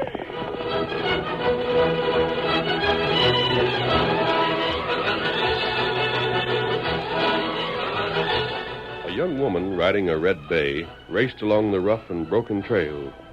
Suddenly, a masked man on a white stallion flashed from the cover of a grove of trees and started after her. Get up. Get along there. Get along. Come on, Silver! Get away from me. Get back. Let me alone or I'll shoot. You kill yourself. Slow down. I'm warning you. Get away. Come on, Silver! Put down your gun. You can't shoot at this speed. Go away and let me be. Hold that. Oh, boy. Let go of that bridle. Let me be. By thunder, I will tell you. Now let go or You listen to me. You can do what you want in the way of risking your neck. That's up to you. But it isn't fair to risk the life of a horse as fine as that one of yours. What? I'll stop anyone I see riding a horse as you were. Well, I'll be. It's the horse you're thinking of, not me. I've heard that Ann Beckwood can take care of herself. So you know my name. Owner of the Box B Ranch. Oh, and that's the answer. Hoist your hands. Put your gun away. Reach, I say. Door fits in. I lose cattle, follow the trail here, and get stopped by a masked man that knows me. All right, mister, we'll have it out right here now. I'll have to take that gun away from you, Mrs. Beckwood, if you don't put it in your holster. Where's the stolen cattle? Speak faster, I swear to mercy, I'll let you have a square between the eyes. I'd better take that. Get back. Get away, or else I'll... There. You... Oh, why didn't I have the nerve to shoot? Now, put this gun away, Mrs. Beckwood, and remember that you can't fire a gun until it's cocked. That wasn't a very good bluff. Bluff? Oh, what a stupid idiot I am. Now, what's this story about stolen cattle? You needn't try to act innocent. Well, that's odd. Huh? I'm not acting, and you think I am. You are acting, and you think I don't know it. What do you mean? One minute you'll speak like a girl who's never seen the inside of a school. The next minute you forget yourself and speak very well. You're crazy. You're a crazy, crooked sidewinder. Suppose you forget your acting and tell me if you're really serious about cattle being stolen. Yes. Look, mister, whatever your name is, I can't afford to lose those steers. 4 head of cattle won't bring much to you and your gang. Where are they? I don't know anything about your stolen cattle. Please help me. You don't understand how important it is. Jimmy followed the trail here, but he's not strong. His eyes aren't good. He came back with crazy notions. Jimmy is your husband, isn't he? How do you know so much about me? I hear things about people in this part of the country. You and your husband took over the Boxby just about 2 years ago. Yes. You've lost 4 head of cattle out of over 200 head. Don't waste time. Look, if you'll return those 4 What head... did Jimmy say when he followed the trail? It doesn't make sense. And what did he say? If you didn't steal the cattle, you wouldn't believe his story any more than I did. If you did steal the cattle, there's no use telling you what you already know. Come, speak up. If you want those Longhorns back, tell me about this trail. Suppose you won't let me go ahead unless I do. Tell me. Well, the Longhorn steers were rustled away the night before last. Yes? Jimmy was almost beside himself yesterday morning when he found it out. Saddled up and started out following a trail that leads through this valley. He got as far as the canyon over that way and then came back. And if anyone told me about that trail, I'd have said they were crazy. What do you mean, Jimmy? The trail was easy to follow. It led right into the canyon, and I could see the marks of the cattle as clear as anything on the soft ground. And all of a sudden, the trail just stopped. Stopped? Disappeared. It was just as if something had reached down from above and picked that cattle off the ground. Could that have been done? No. The nearest wall of the canyon was over 100 yards away. Perhaps the ground became too hard to take a print. But it didn't. I tried every way to figure it out, and I couldn't. And I tell you, it's almost supernatural. It couldn't happen. Yet I saw it. Well, Jimmy told Sheriff Bates about the trail, and the sheriff didn't take him seriously. Jimmy was furiously angry and decided to go to Shelby and get the rangers to help find the cattle. Oh, I know it seems like an awful fuss over 4 steers, but they are important. Your husband is still at Shelby? I suppose so.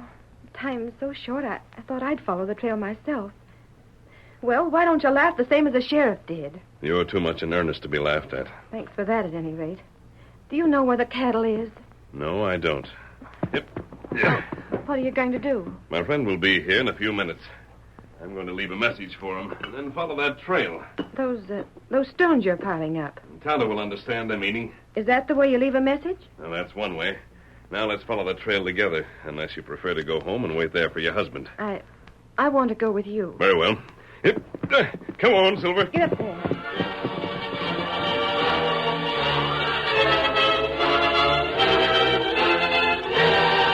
Jimmy Beckwood never reached the town of Shelby. He was stopped on the trail by 2 masked men who tied him up and carried him to a cave in the canyon. What do you want of me, anyway? How long do you 2 crooks figure to keep me hog-tied in this hole? You'll find out. What's the matter, Beckwood? Don't you like it here? No, I don't. No, ain't that a shame? You don't like it here. Maybe we ought to get him a feather bed and go and hunt some wild turkeys so as to feed him better. That'll do. The agreement don't call for making him sore at us. Well, what's the odds? We got our money. Yeah, and we're going to get more when our job's done. What is your job? None of your business, Beckwood. Did the boss tell you to waylay me? Maybe. Then it's the sheriff.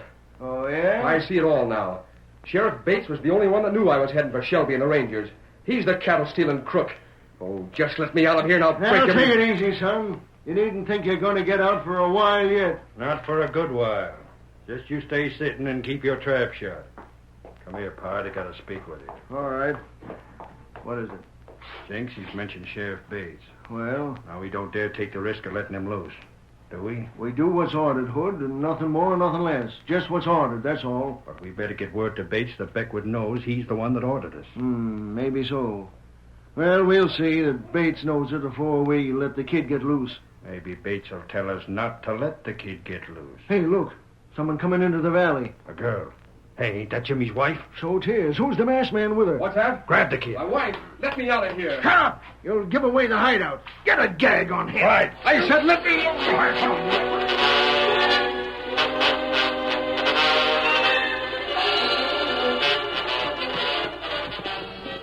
You can see how clear and sharp the tracks are here. Yes, I see. Well, even Jimmy, who doesn't know a thing about following a trail, came this far. The tracks seem almost too sharp. What do you mean? Look, right ahead, the tracks seem to stop. Rein up, Mrs. Beckwood. Whoa, there. And we'll keep our horses back here so their tracks won't be mixed in with the others. Looks as if Jimmy rode this far and dismounted. Yes. When he started for Shelby, of course, he rode along the top of the canyon. He didn't come down here at all. Look, you can see how deep the cattle's hoofs sunk in. They go right along here, and then they stop. See? It's just like Jimmy said. Why, I can't believe it. How do you know, Mrs. Beckwood, that these prints were made by your steers? Jimmy followed them all the way from our ranch. I see. There can't be any mistake about it. I followed them myself. And these tracks are the same as the ones that you followed from the start? The same? Is there any way you can recognize these marks as the marks made by your stolen cattle? Well, all steers make the same sort of marks, don't they? Tonto will know more about that. And we'll get back to the horses and ride back to meet Tonto. But what about the stolen cattle? Where could it have gone to? The ground couldn't just open up and swallow 4 heavy longhorns. Now, why is it so important to you to get these 4 steers back? I can't tell you. Why? I can't. I don't know who you are. I don't... Oh, you do talk like an Easterner. Oh, what have I said? I don't understand. You've misled me. You've been spying. Spying? Oh, you beast. You spy. I wish I'd shot you. Hold on. I don't know what you're talking about. Leave me alone. Just leave me alone, that's all. Get up there. Silver, old fellow, that girl has a mighty mysterious problem. Disappearing cattle, Eastern spies. I wonder what's behind it.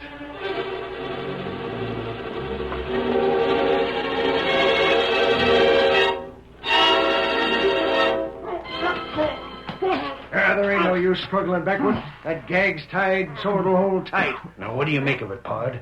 That woman's rid off alone, and the masked man's standing there studying the ground real close. I don't know what to make of it. Reckon he spots anything about those cattle tracks? I don't know. If he does, though, and spoils things for Bates, there ain't but one thing we can do about it. I hate to drill the kid. Shucks, he ain't the sort that needs killing. If only he had the sense to vamoose. Well, he ain't. And the sooner we see Sheriff Bates... Hey, look. Now, what in thunder? Who's that redskin? I don't know, but he rode right up to the masked gent. Now, the two are talking. And the tracks end right here, Kemosabe. Tonto, follow 'em. Them track, plenty strange. Tonto take close look. Did Ann Beckwood pass you on the trail? That right. Tonto meet girl, her not speak. Tonto come this way, girl go other way. And what are you looking at now? This plenty strange. What is it? Track stop here. Other mark on ground. Go this way. But the cattle couldn't have gone that way without leaving more of a track than that. I can't even see any marks heading that way. Grass bent this way. Something moved this way. I'll bring the horses. I seem to head right for the wall of the canyon. That's right. Even a man walking on this ground leaves a track. Now, look, Tonto, you, even though you're wearing moccasins, have left footprints on the soft ground. And what could have made a track that's so faint that I couldn't even see it? Tonto not know yet. Maybe soon we find out. Here, where track come close to wall. Yes. Now, feller come to hard stone. You'll never be able to follow the track along the shale here, Tonto. If it had been made recently, the stones that were turned over would mark the trail, but it's 2 days old. You wait. And you still see something to follow? It go this way. Near cave yonder. Oh. Maybe feller hide in cave.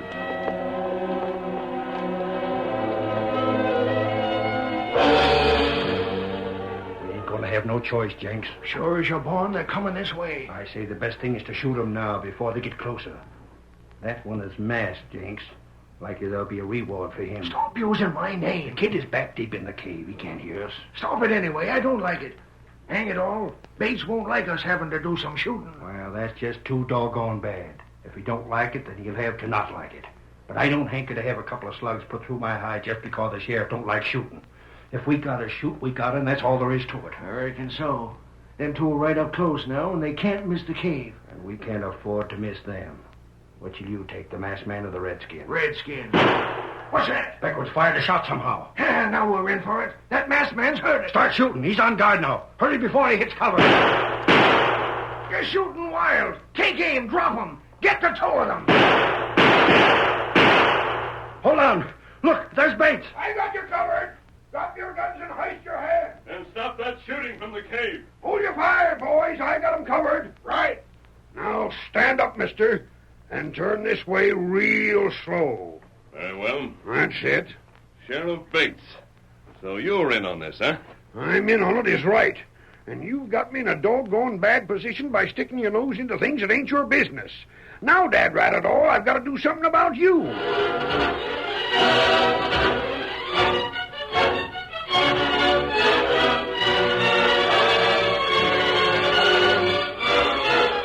The curtain falls on the first act of our Lone Ranger story. Before the next exciting scenes, please permit us to pause for just a few moments.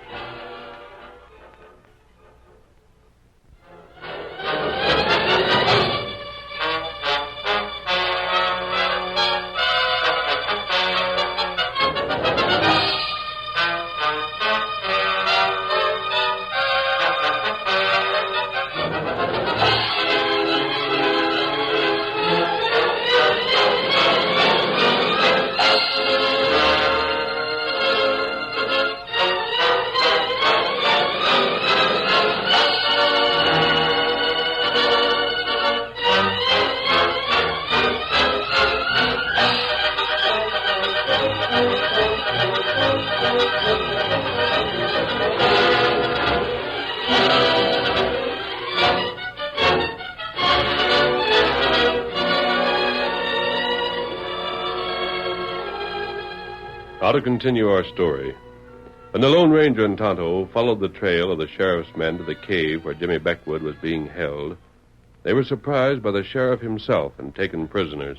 Now, there ain't no use you trying to fight or get away, stranger, because I ain't in this canyon alone. My men are coming from behind you. Your men welcomed us with bullets, Sheriff Bates. You're lucky they ain't better shots. And just what is your reason for stealing the Beckwood cattle? That's my affair. No, it's an affair of justice. For some reason, the loss of those 4 steers means a great deal to Ann Beckwood. We're going to see that they're returned. Oh, yeah, huh? Well, we'll see about that. Should we toss ropes about them, Sheriff? Sure. Now, 1 minute. Keep them covered. You're not going to rope us, and you're not going to capture us. Bates, you've been an honest sheriff. It isn't natural for you to turn this on us for 4 head of cattle. If you were involved in a large enough robbery to make you wealthy, I might think you'd be tempted by ambition. But that isn't the case. Rope them and be done with it. You'd better hear me out. We aren't here alone. I'm giving you the chance to talk. If you don't, you'll have to pay the price for cattle stealing. Big talk for a critter that's facing shooting irons. Yeah, get them rope. All right, then. Come on, Silver. Look out! At them, Tonto. Get him! Ow! Use their own rope. That horse, look out! Get him off of me, he'll kill me. Try to bring a gun up, huh? Now, Tonto, rope him. Down, Silver. That's enough, boy. Down. I'm doggone near killed. Too bad. But you're going to be roped just the same. How's the sheriff, Tonto? Him come to by and by. Not hurt bad. We'll put them in the cave and leave them there until we've looked around some more. You can walk, Hood. I'm hurt, I tell you. I'm hurt bad. Get up. That horse was like to kill me. Come on. Now head for the cave. I'll put your pal on my horse. Me get sheriff on scout. Now to the cave.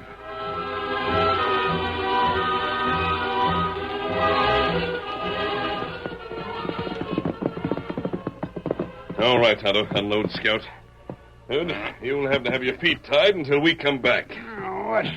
What hit me? Sheriff, wake up now. Good enough. You'll be jailed for life for this.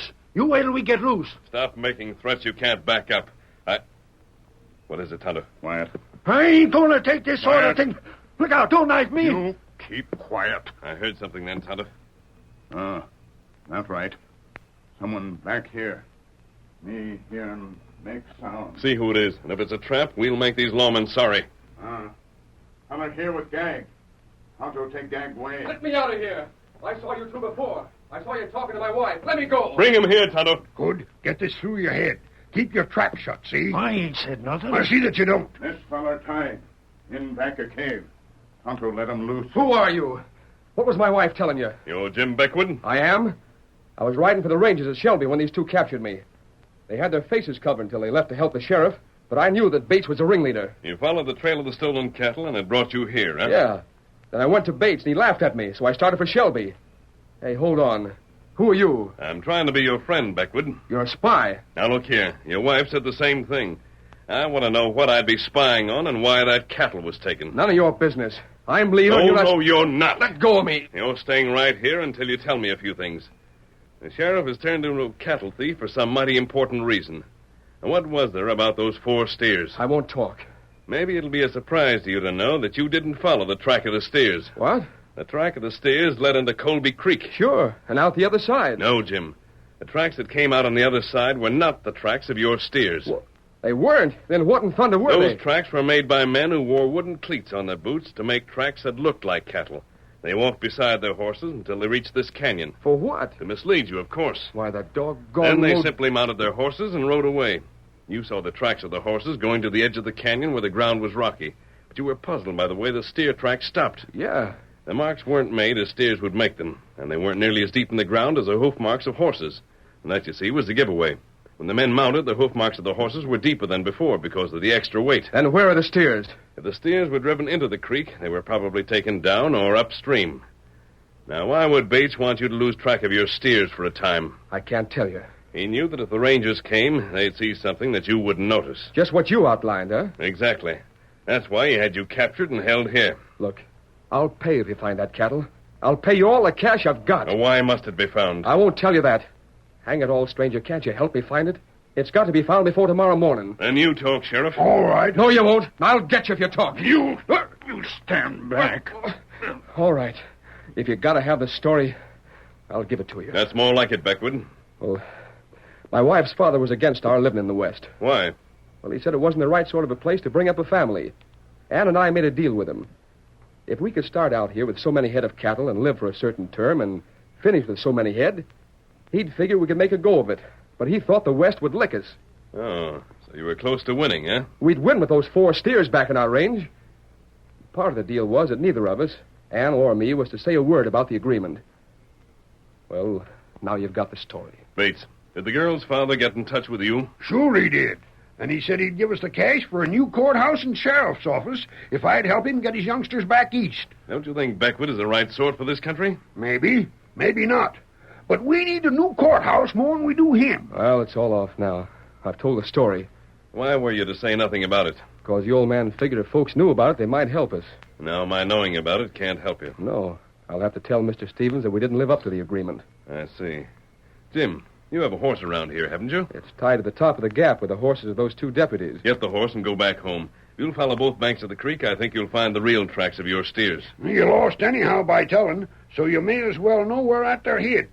Look about a half mile downstream near a clump of cottonwoods. You'll find them tied there. All right. If you'd only kept out of this, I might have got free and brought the Rangers. Hang it all. Well, what about us? Bates, I don't know yet whether Beckwood belongs in the West or not. Neither do I. But that there As for courthouse... that, how do you know the courthouse is more important than a brave young couple? It isn't for you to decide. Unrope us and save the talk. No. I think I'll leave you here for the time being. I suppose this man Stevens will be coming on the stage in the morning. He will, and he'll expect me to meet him. Very well. Come on, Tonto. Hey, don't leave us here. Let us know. We'll send someone to untie you tomorrow. What we do? Tonto, we'll meet Stevens in the morning when he gets off the stage. I'll Get him up, Scout.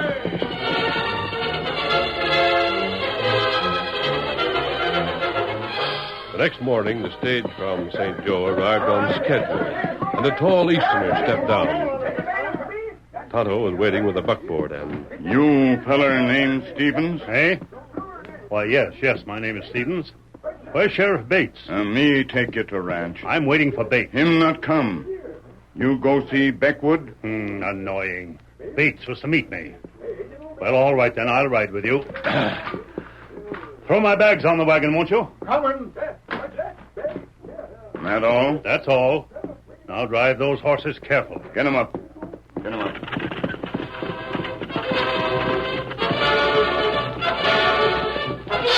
Tonto drove the team for about a quarter of a mile. Then a masked man riding a white horse pulled alongside. What's this?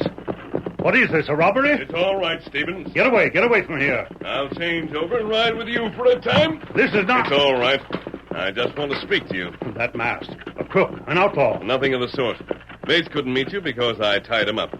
I borrowed the buckboard from Jim Beckwood so Tonto could meet you. But Beckwood had no other way of meeting the stage. You see, he didn't know I'd taken his rig. Stevens, I want to have a talk with you. I won't tolerate this sort of thing. Never in my life. I'm afraid you'll have to tolerate it for a little while. Because, you see, I have something mighty important to tell you. Cattle stealing is dangerous business around here. What about it? Sometimes they hang cattle thieves. Especially when the cattle is taken from a man who's well-liked. Popular, like Jim Beckwood. I don't know what you mean. See that tree? What about it? That's where they hanged the last man who was caught stealing cattle. He hired someone to do his stealing for him. What? How would you like to hang? Let me out of this wagon. I won't stand You for be this. quiet and listen to what I tell you. We haven't much time, because we'll be at the Beckwoods in a few minutes.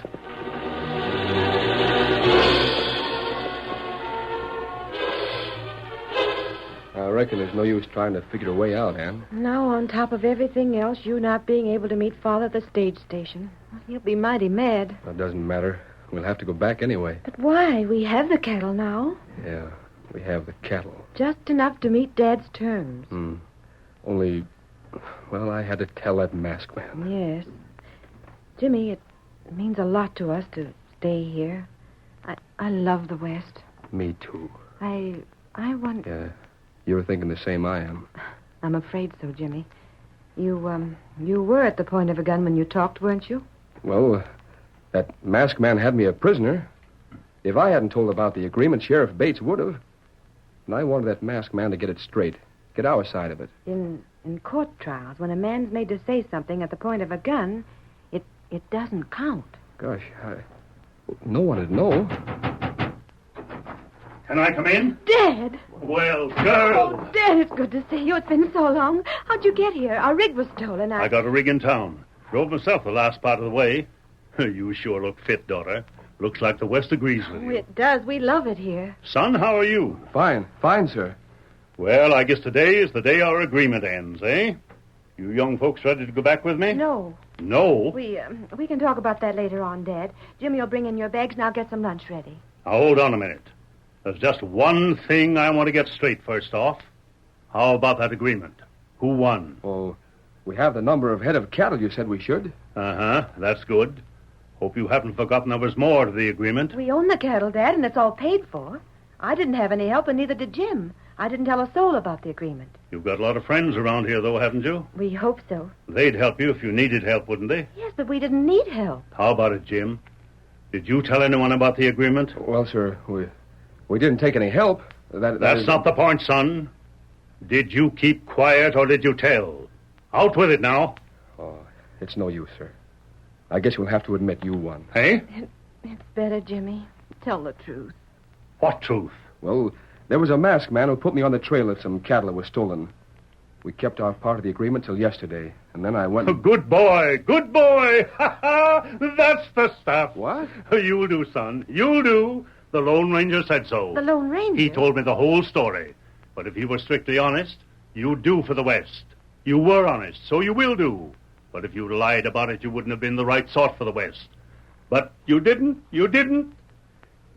So if you want to stay right here, you stay. Oh, Dad, you darling. Oh, you darling. Here, Ann. Darling. Great Scott, Ann. Don't. Wait. Don't.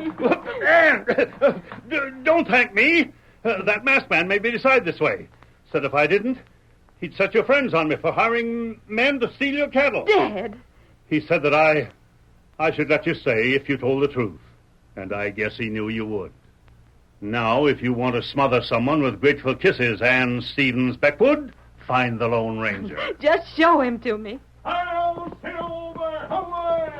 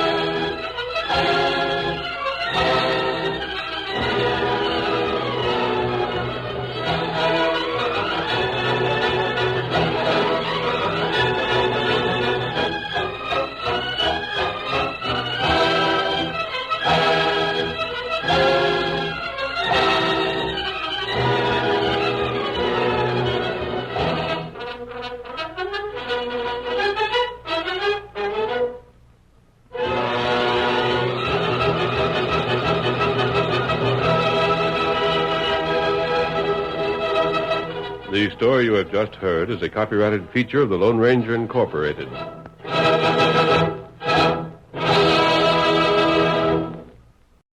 Night Beat is coming up next on Nightly Old Time Radio Shows.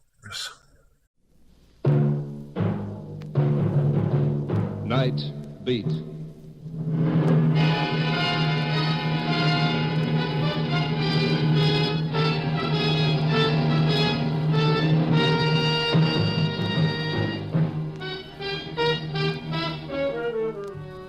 Hi, this is Randy Stone.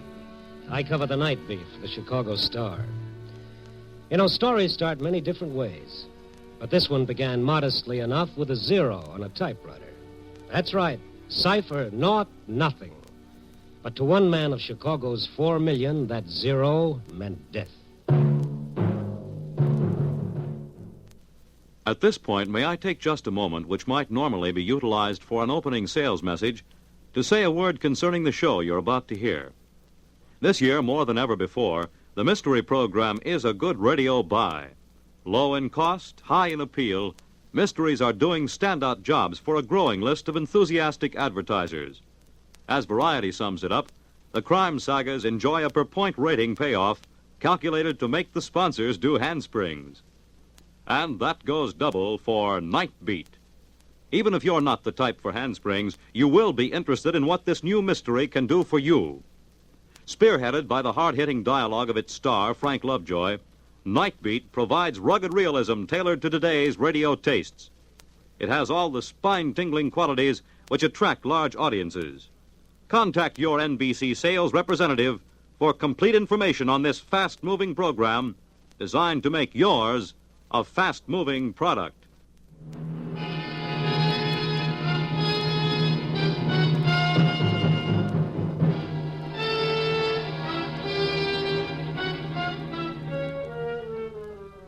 Mine is a funny kind of a job. When that evening sun goes down, I start walking through the dark city, peering into bleak alleys, wandering through the bright neon, listening to the sounds of a city at night, the whisper of footsteps, the shattering roar of an L train, the sob of an ambulance siren. I wander up the boulevards, down the back streets, searching for something in the dark city. And what exactly is it that I seek? Brother, it's something more elusive than the farthest star. I seek the city's heart.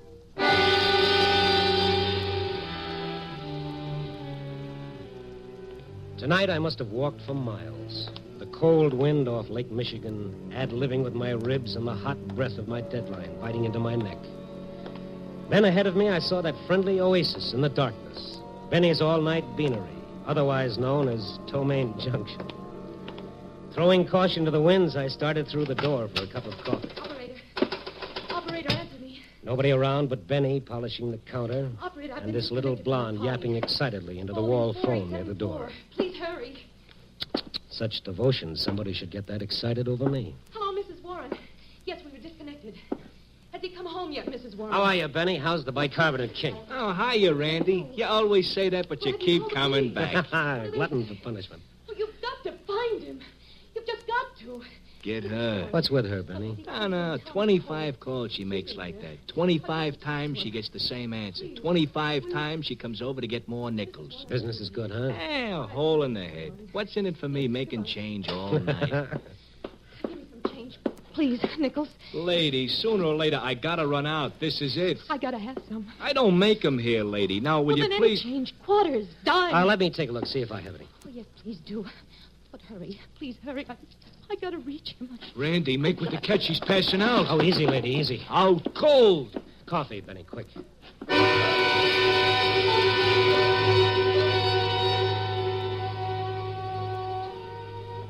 It's one thing I'll say.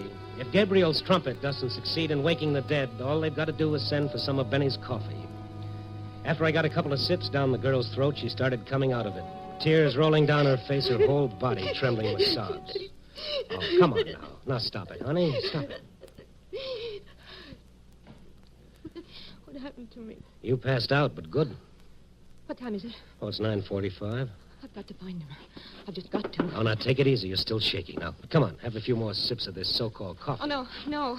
Well, if you think Benny's coffee is bad, you ought to try his hamburgers. I've just got to find him. Who have you got to find? The man. What man? The man I killed.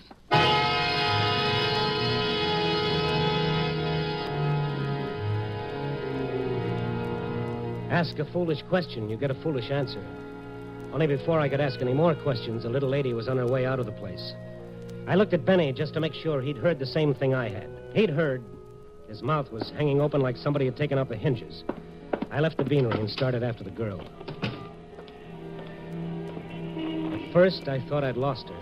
Then I saw her sagging against the side of a building under the elevator tracks on Dearborn Street. She saw me coming. Why did you follow me? What do you want? Oh, I'm just an old busybody. I don't know what to do. I'm going crazy. I should call Mrs. Warren again. Maybe he came home. Who? That man. The man you killed, huh? Well, that makes sense. Now listen, Oh, lady. you don't understand. You just don't understand. This you can be sure of. I've got to find him. I've just got to. You've killed him, but you've got to find him. Yeah. I must go. Please. Please let me go. I'm not holding you, kid. I don't know where to turn. You don't want to go anyplace, do you? You want help? All right, here it is. I don't know you. My name is Stone. Now that we're formally introduced. The newspaper columnist? Well, the man's got to eat. Well, maybe you can help. Maybe you can, Mr. Stone. Yeah, but first I've got to know why you keep calling the home of the man you killed to see if he's gotten in yet. This is slightly confusing. All right, I'll tell you. My name is Ruth Baker. I'm receptionist and secretary for Dr. Stanley Loring. The specialist? Yes. Go ahead. There was a man, Philip Warren. A week ago, he saw Dr. Loring for an examination. Today, this afternoon, he came back for the report. I was in the outer office when Mr. Warren left the consultation room. He looked strange. Strange and frightened.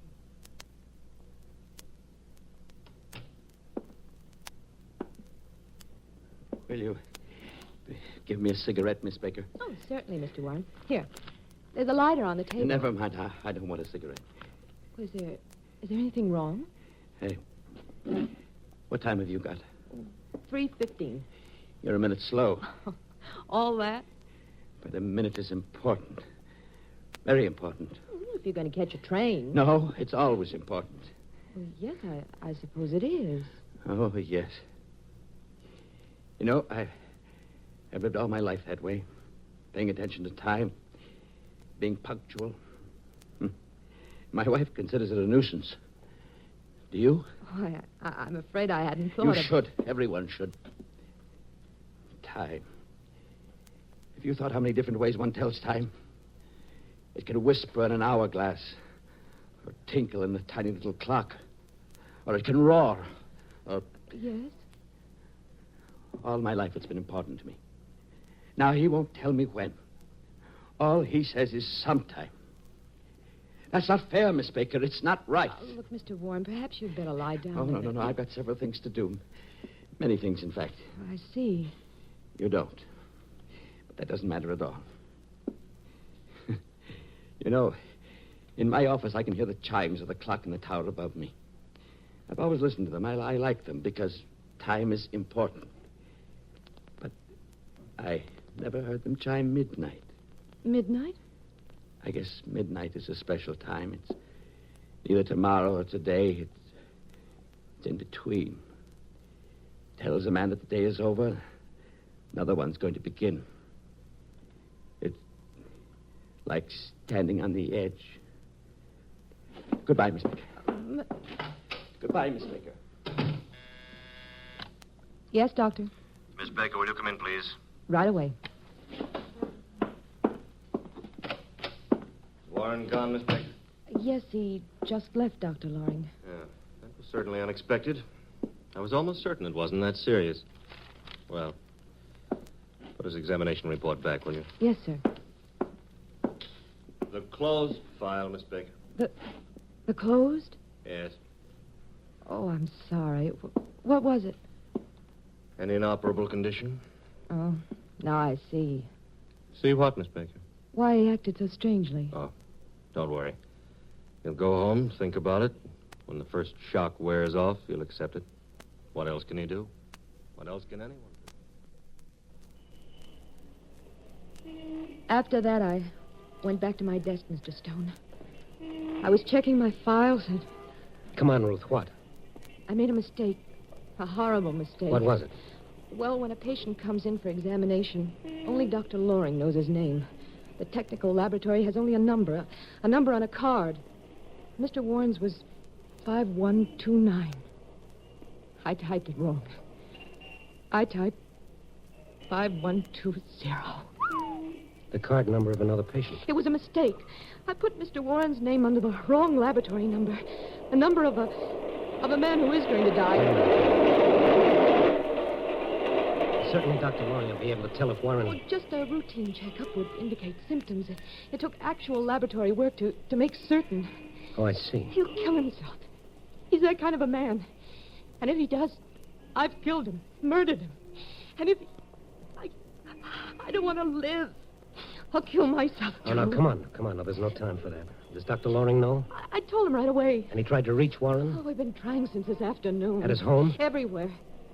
He must have gone home first because he left his wife a note. Suicide note? Yes. Ruthie, come on, let's go. Where? Warren's home.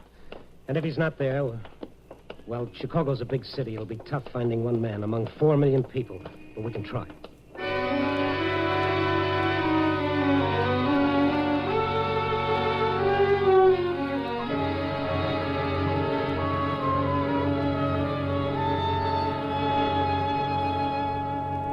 I found the note when I got home, Mr. Stone.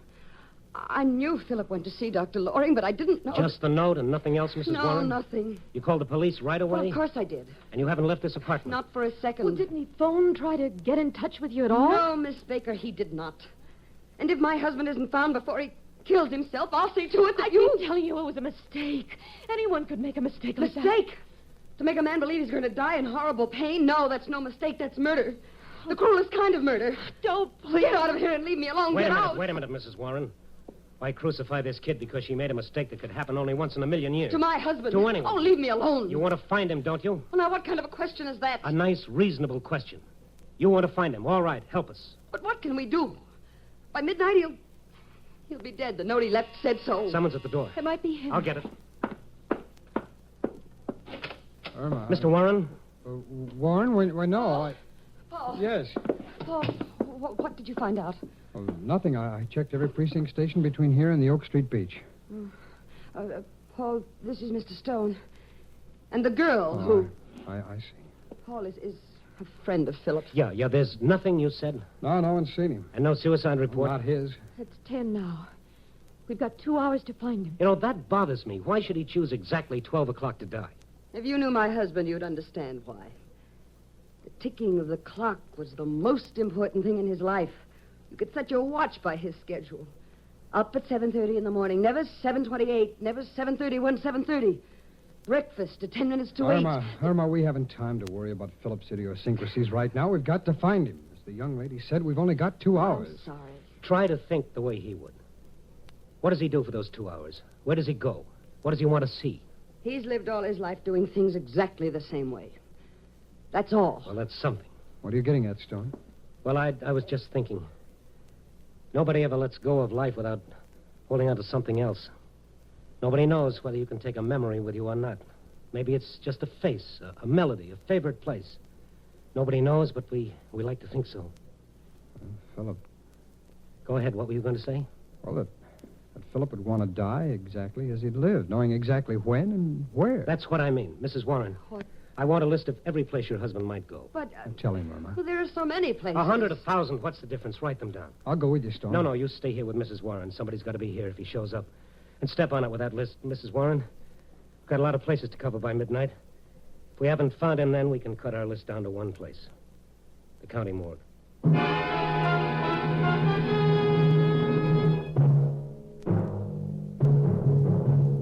Night Beat stars Frank Lovejoy as Randy Stone.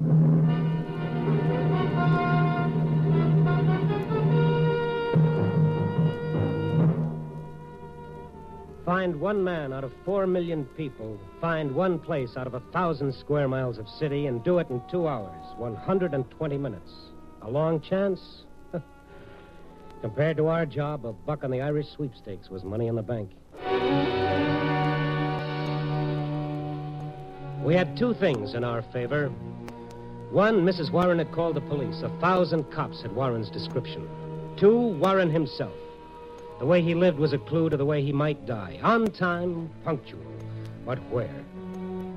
The first place on this list was a little restaurant where he sometimes ate. They knew him there, all right. Mr. Warren? Yes, I know him. Has he been in here tonight? Tonight? Yes, tonight. I see you don't know Mr. Warren very well. Mr. Warren comes here on Tuesday evenings only. This is Monday. Cross off one place. Go to the next. Yes, they knew Mr. Warren. No, he hasn't been in tonight. This is Monday. He comes here only on Fridays. Grab a cab and hurry on. Watching the minutes go by. Watching Ruthie die a minute at a time. Telling her no matter how bad we were doing, the cops would find him for sure. The cigar store, where he stopped for cigarettes, missed him by an hour. The newsreel theater. Sure, an old customer, but he comes on Wednesday for the new weekly show. Ruthie wanting to call Mrs. Warren again to see if the police had found him yet, but no time. 40 minutes gone, an hour lost, going down the list. Hey, Ben, late edition, get your paper. Hey, kid. Oh, paper, mister? No, not right now. Listen to me. Every night a man stops by here. His name is Warren. Oh, I know him. What about him? Well, has he been here tonight? Well, sure. Hey, what gives with that guy? What do you mean? Well, any other night he's by here 6 o'clock sharp. Tonight he comes past after 10. Buys a paper, a late edition. Never done that before. In fact, I never seen him after 6. Which way did he go? Did he say anything to you? Nothing. All he does is buy the paper, walk away, and then he throws the paper away like he don't want it in the first place. Which way did he go? Straight up Michigan, that way. You got to admit it's unusual. Yes, I admit it. Thank you. Come on, cabby, move.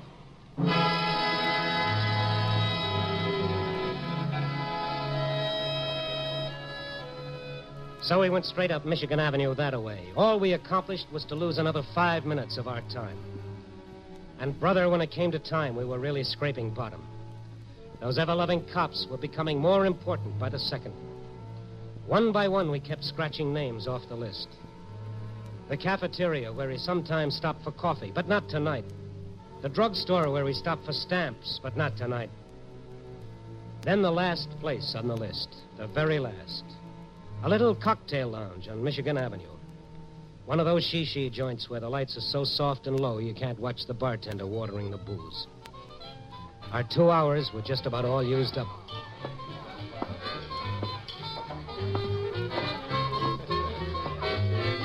I help you, sir? Oh, pal, if you can. Nobody else can. I beg your pardon? I'm looking for a man named Philip Warren. Do you know him? Oh, yeah, quite well. I consider Mr. Warren one of my special customers. Was he here tonight? Well, why do you ask? We don't have time for anything but yes or no answers. Please, yes or no. No, I really don't feel I'm at liberty to discuss with complete Oh, strangers. Randy, it's not going to work. We're not going to find him. Something wrong with Mr. Warren? Well, to put it mildly, yes. Now, come on. Well, if you'll tell me why you No, want listen, it, you please. see, it's not really proper to tell just anyone who happens to inquire. Pal, man. unless we find him in the next 15 minutes, Warren is going to die. You're joking. Look at this girl here. If Warren dies, she'll... Never mind. Look at her face and tell me I'm joking. Oh. All right. I didn't know. Mr. Warren's a good customer, you know. Two strangers asking. Was he in here, and how long ago? Well, he came in a little while ago. I thought it was strange, you know, because he's late. It always comes in promptly at 5:35. Never mind the details. How long ago? About 10 minutes ago. He sat at the usual place, but then he didn't drink his sherry. Do you know where he went? No, I don't. Did you see him go? Oh, yeah, I saw him leave. All right, now think. Has he ever said anything about going anywhere from here? No. He was always very quiet. Oh, but I think his office is near here. What makes you think that? Well, he mentioned once he always leaves it at 5:30, and he always... Thank you. Where's the phone? Near the entrance. Come on, Ruth. Thank you. What is it, Mr. Stone? What did you think of? You got his home phone number? Oh, yeah. Written down Good. here. Thank you.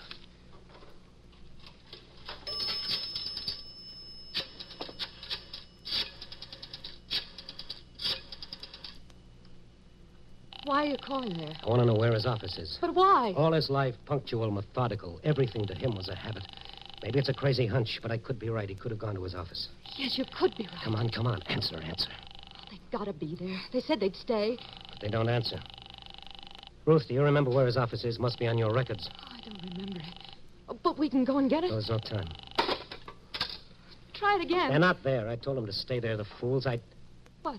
The phone directory. Might have a business listing for him. Warren. Paul Peter. Philip Warren. Is it?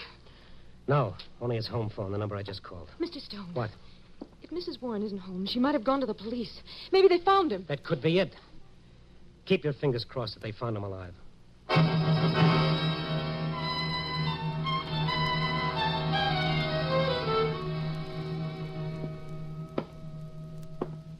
Well, Randy Stone, snooping around this precinct for stories? I've got one, Mac. So? Listen, I'm in a hurry. You've got to tell me something. Why, sure, Randy. What? There's a general call-out for a man named Philip Warren. Have you got anything on it? I'll take a look.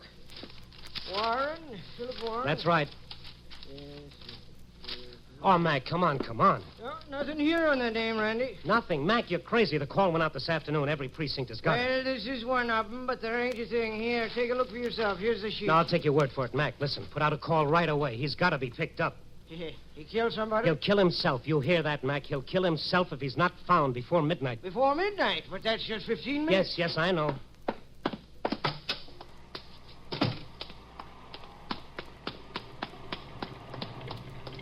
What did they say? They didn't have a call for him. Well, that's crazy. They must have. Mrs. Warren, call the police. Yeah. Just a minute, Cabby. Look, Ruth. Let's figure it. That last cocktail lounge, the bartender said Warren came in every evening at 5:35, that he left his office at 5:30. Mm-hmm. That makes his office a 5-minute walk from the cocktail lounge. And what he said to me, remember? What? He said he liked to sit in his office and listen to the chimes from the tower above his office. Tower. 5 minutes from that cocktail lounge on Michigan Avenue. Look up the avenue. The Wrigley building. The clock in the Campanile Tower. Ruth, that's got to be it. We've got 10 minutes to get there and find the office. Cabby, Wrigley building, fast.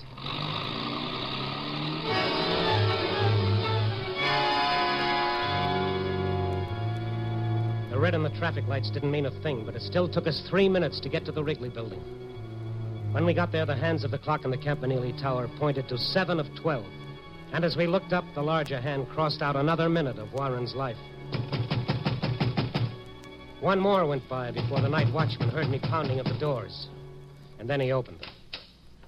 Hey, what's all the fuss? Look, my name is Stone.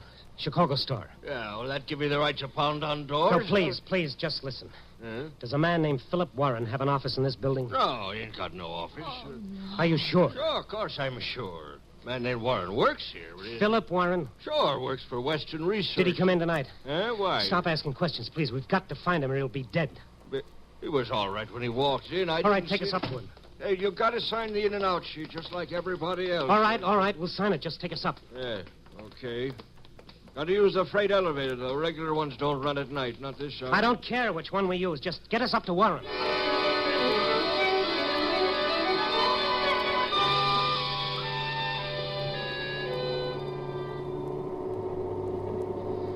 I stopped looking at my watch while that freight elevator droned its deadly way up to the floor where Warren had his office. And then at last, we were there. Western Research office is right down that way. I'll just... You'll call the police. Huh? Call the police. Tell them you're calling for me to get here as soon as they can. Oh, sure, okay. Thank you. Come on, Ruth. There it is. There's no light inside. It's open. There's no one here. Find the light switch. Yeah. I can't. All right, never mind. I'll light a match. What's the matter? I thought I saw someone at the desk when you lighted that match. All right. Follow me. Look.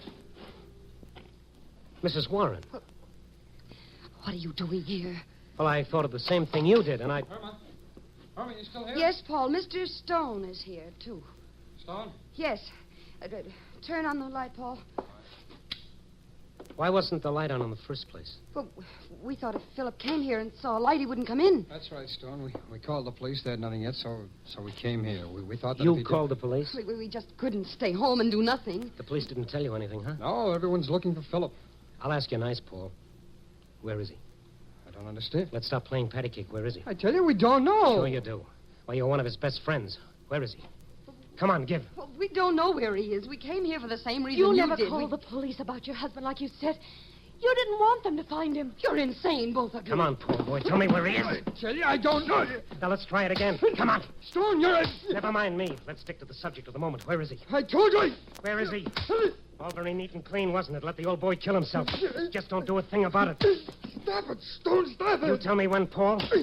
How much insurance was he going to leave to your lady friend? You sure it isn't one of those non-cancelable policies, Paul? You know some of them don't pay off on suicide. Tell me where he is. Tell me. Stop it! Stop it! Stop it! Stop it! He's on the tower. He's on top of the building. I saw him. He's going to jump. Here's your boyfriend, Mrs. Warren. Catch! The tower, Ruth. Come on. The elevator. No time. Tower's only 2 flights up. Come on, I'll need you.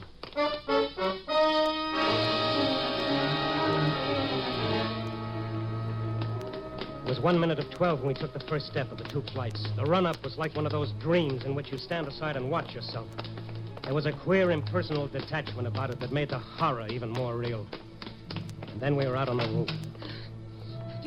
Do you see him? No, not yet. Up there. Where? Look, on the tower. Warren! Warren, wait! Warren! Yes, I'll wait, because it's not quite time. I've got to finish off the day. You've got to listen to me. You're not going to die. Do you hear me? He said I was, but he wouldn't say when. He wouldn't tell me when. But I know, I can tell you. It's not quite 12, but when it is. Warren, look here! Ruth, make him listen to you. Mr. Warren! Look at me! You know who I am? Yes, I know. I know everybody in the world. And I can see everybody from here. Please! The report was a mistake. You're not going to die, do you hear? It was a mistake. Please, listen to me. You're lying. You're all lying. Everybody lied to me all my life. You want me to suffer. I can't. I tell you I can't. And I know when I'm going to die. But you're not. It was a mistake. My mistake, not the doctor's. I swear. We're not lying to you. I swear it. Randy, why? Oh, mother in heaven. Get your boys ready, Mac. They're all set. But him? What about him? Keep talking, Ruth. He's watching you. Keep talking. Mr. Warren, you're all right. Do you hear? You're not going to die. He said I was. He told me. It was a mistake. Please don't lie to me, please. It's the truth, Mr. Warren. You're not going to die. Do you believe it?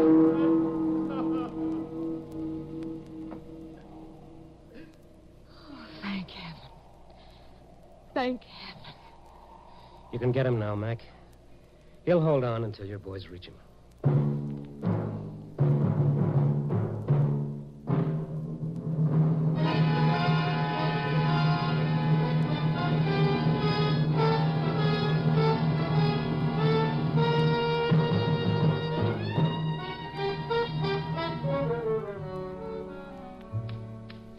So here I sit, trying to write my story for tonight.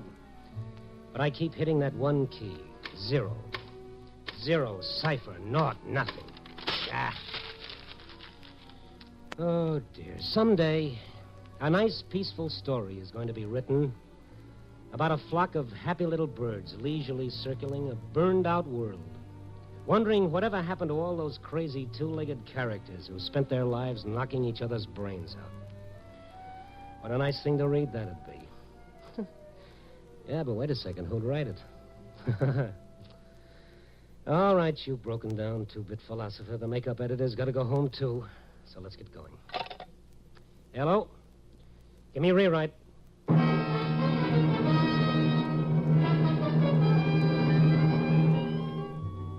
Night Beat, a new dramatic series, stars Frank Lovejoy as Randy Stone.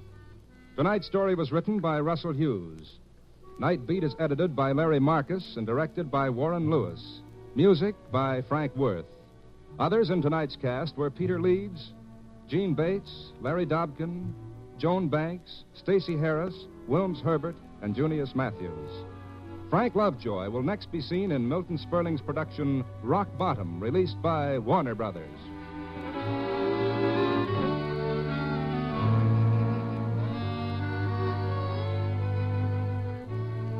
Listen next week at this same time and every week as Randy Stone searches through the city for the strange stories waiting for him in the darkness. The stories that come out of the shadows to find their way into Night Beat.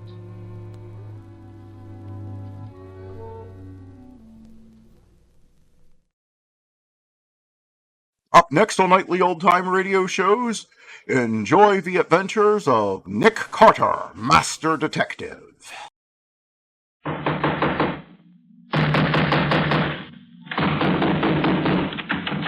What's the matter? What is it? Another case for Nick Carter, Master Detective.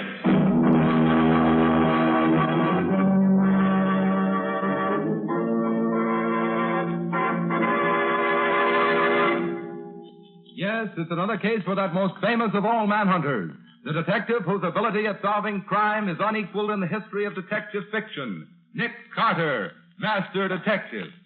Tonight's curious adventure, The Flying Duck Murders. For Nick Carter and the Gold Thieves.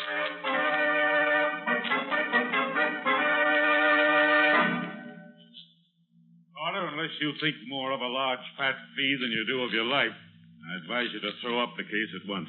Apparently, we don't look at this in the same light, Mr. Dalrymple. I expect danger, and I'm prepared to meet it. I suppose you know that 2 other detectives have come out to this wild Montana country where the Flying Duck Mine is located trying to find the trouble. But do you know that neither of them lived to tell what they found? How were they killed, Mr. Dalrymple? They went crazy, Miss Bowen. Kessler, the San Francisco man, fell over a cliff, while Riley, the man from Chicago, dropped 600 feet down the main shaft of the mine. Very interesting. I feel quite sure that Nick won't share their fate. May I inquire for whom you're acting, Mr. Carter? You may. For Mr. Cecil Trenwick, an old friend of my father's and a large shareholder in the Flying Duck Mine. He said that you'd cooperate with me in every possible way. I shall do what I can, certainly. Good. I should like you to give me a letter to the superintendent of the mine, telling him that I'm a good workman and that you promised me a job. I shall disguise myself as a miner, using the name Dave Jarvis. Very well. You said your name will be Dave Jarvis? Right. Well, that'll do what you want. Give it to Mr. Nate Crosby, the mine super. He happens to be here in town this morning. Unless you change your mind and decide to return to New York. Thank you, Mr. Dalrymple, but I'm staying here till my work is finished. Good morning. Goodbye. Good morning. Wait a minute, Patsy. I wonder if Mr. Dalrymple is... 431, operator. Yeah. Yes. Hello? I want to speak to Nate Crosby. Okay, I'll wait. Crosby? He's the mine super, Nick. Yes, things are beginning to move already. If I open this door a crack, we'll hear better. Nate, this is Dalrymple. Nick has done what he's been threatening to do for so long. He sent Nick Carter out here to investigate. Yes, Nick Carter, the one man in the world I'm afraid of. They've got to market the stuff right away. We can't wait any longer now. I've given him a note. Give him the job he wants and then take care of him. Yes, if you don't, it may mean curtains for all of us. Right. So long. And that will settle your future, Mr. Nick Carter. I very much doubt that, Mr. Dalrymple. Thanks for the attention, Mr. Dalrymple. But I intend to take care of my own future.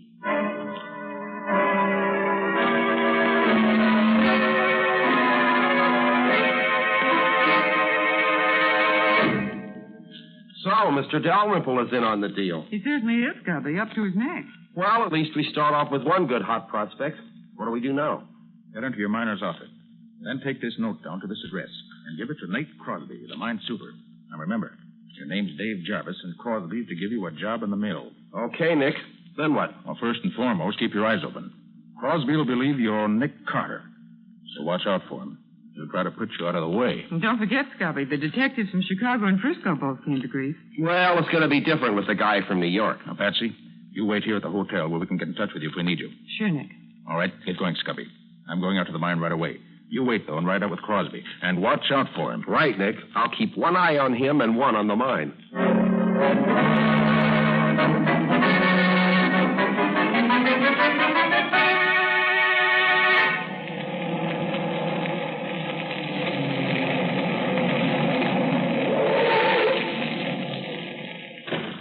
Thanks for the lift, Bud. That's okay, pal. That's the super's office right there. Thanks. I'll be seeing you. You looking for someone? You the super of the Flying Duck Mine? No, I'm the assistant super. Clem Hendricks is the name. Well, my name's King. I'm writing up an article about the mines of Montana for the Miners' Times of Kansas City. Any objection to me sticking around a while, looking things over? None at all, Mr. King. Just so long as you say something good about us in your article. You want me to show you around? No, thanks. I'll just drift around and see what I can pick up. If anyone stops here, tell them I said it was okay. Thanks, I will. Be seeing you. Now, find the boss of the day shift and get some information on how this place operates.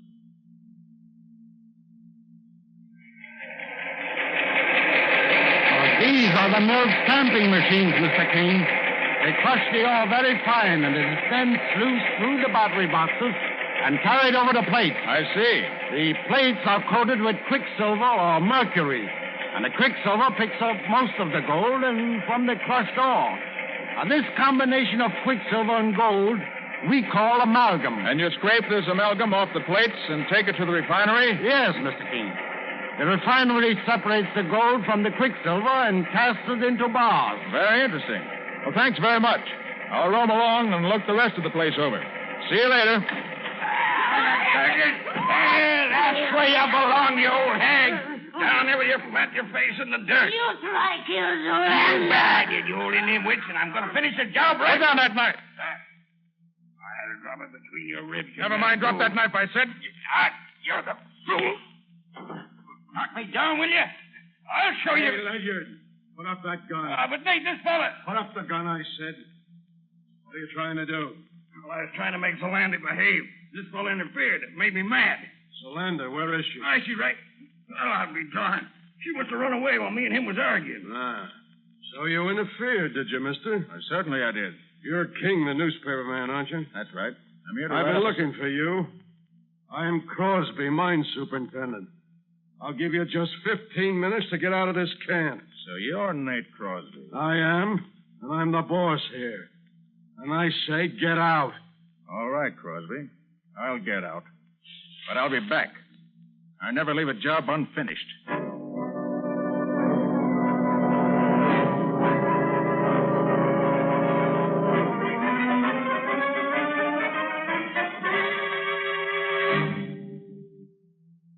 All right, pick 'em up. You can carry them. I know they're heavy, but they have to have a solid lead lining so we can ship bodies in them. Put them in the old powder house and shut the door when you're through. Okay, boss. Come on, fellas. Okay. All right, get it up there. That's the stuff. Oh, boy, they're heavy. That does it. Now we're going to have to move some of these empty powder kegs to make room for all 3 caskets. Jarvis, you stay here and pile them up out of the way. Rest of you get the other caskets. Okay, boss. All right, hop to it. Hey, Scubby. Scubby. Is that you, Nick? Where are you? Behind these kegs. Start piling them up. We can talk while you work. Oh, sure, Nick. What happened, Nick? Why are you hiding in here? Crosby ordered me to get out of camp immediately, but the assistant super suggested I hide here until he gets me a ride back to town. Seems he doesn't like Crosby any better than I do. What's with you? Well, I got a job as crusher man on the night shift at the mill. What are these boxes you're bringing in here? Caskets.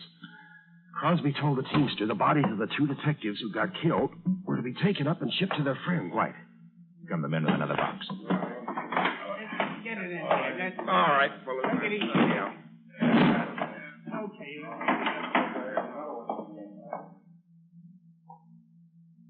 Nick, there were only 2 detectives who were killed. Who do you suppose the 3rd box is for? For you, I imagine, Scubby. What? Remember, they think you're Nick Carter. I'm only Mr. King, newspaper reporter.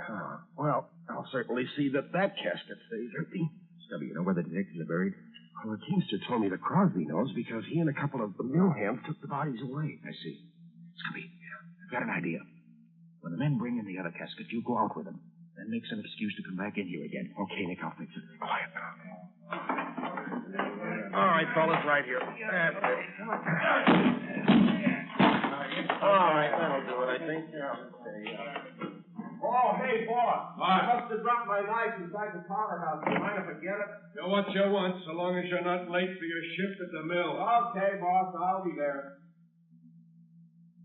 All clear, Nick. They've gone. Now, what's your idea? First, shut the door, Scubby. Oh, sure, Nick.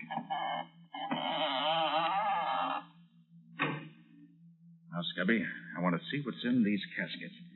Here, I've got a screwdriver and my knife. Oh, so have I. Look, I'll help you. Good. Well, I'm glad they only used 4 screws to fasten these covers down. Makes it simpler. But why do you want to see what's inside, Nick? Got a hunch, that's all. Yeah. There, it's got it. You all ready? Yeah. All right, let's lift her up. Give me a hand. Yeah. Right. There. Uh-huh. My hunch is right, Scubby. The caskets are not lead-lined. The extra weight is due to this scrap iron in the bottom there. Like Crosby said, they had to have lead lining so they could be shipped with the bodies in them. These caskets figure in this game more than just as caskets, Scubby. Well, Crosby told the teamster to have a fresh team hitched to the large wagon for him at midnight tonight. I thought so. Scubby, he's going to take these caskets somewhere tonight. And I want to know where. Yeah, but how are you going to find out? I'm going with him. Hidden in this casket. I'll get in it and you put the lid back on. Oh, but Nick, you'll smother in there with the lid down. Scubby, you can put 4 small pieces of wood under the coffin lid before you screw it down. Oh, but Nick, I wish you would... Dragging out. Hurry up. All right. Pretty good fit. All right. Now hurry up. Okay, Nick. Keep your head down while I put the lid on. Okay. There we are. Have you learned anything yet, Scubby? Well, the only place in the mill where the gold could be stolen is the room where the battery boxes and the plates are. Well, have you found out how they did it? No, not yet. I hope to learn tonight when I'm on duty in the mill. Good, Scubby. You take care of that end. Now, what's this end? Yeah. Well, here's good luck to us both. I suspect we both may need it.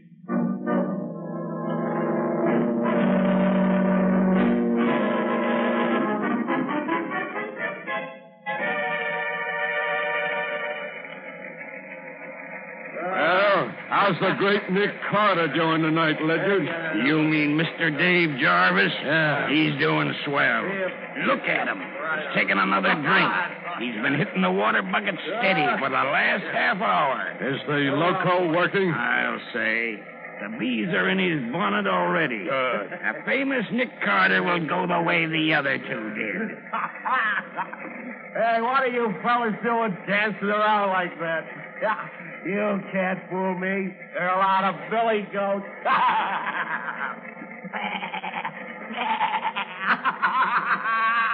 Oh, I'm thirsty.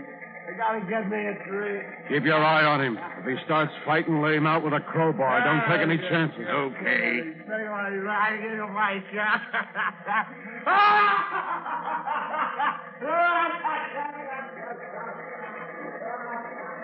Did you see that? He's heading for the cliffs, just like the others. The Landers mixture hasn't failed yet. What's next, Crosby? Ledyard, get my team from the stable at midnight tonight and meet me at the old powder house. Now we can put Nick Carter's name on the 3rd casket.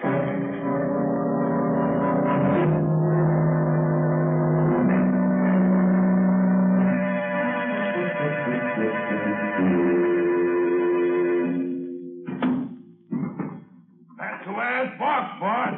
All right, Ledyard. You sit on the top box. I know that, boss. That's Crosby. I'd like to see his face if he knew I was in this casket. What did you take such wild broncos for, Super? They're the only fresh team in the stable.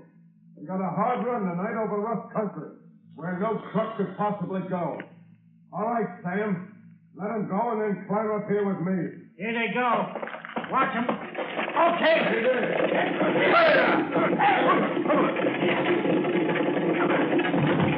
Ouch! Oh! Wish they picked a better road to drive on. Now that the loco is done for Carter, we can bring this business to a successful finish. Oh! I hope we're not going far at this rate. You mean we're going to quit? We sure are. We'll market the stuff and make a clean getaway. This is the roughest ride I've ever had. Hey, how are you going to market the stuff? Leave that to me. I'll see that each of you gets... Stop them, boss! Stop them! Hold them in! They're running away. One of the reins is broken. Running away? I didn't count on this. We're going to smash! Jump for your lives!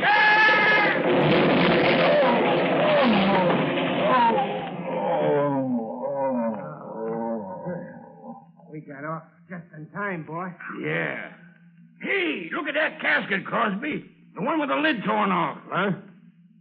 Oh.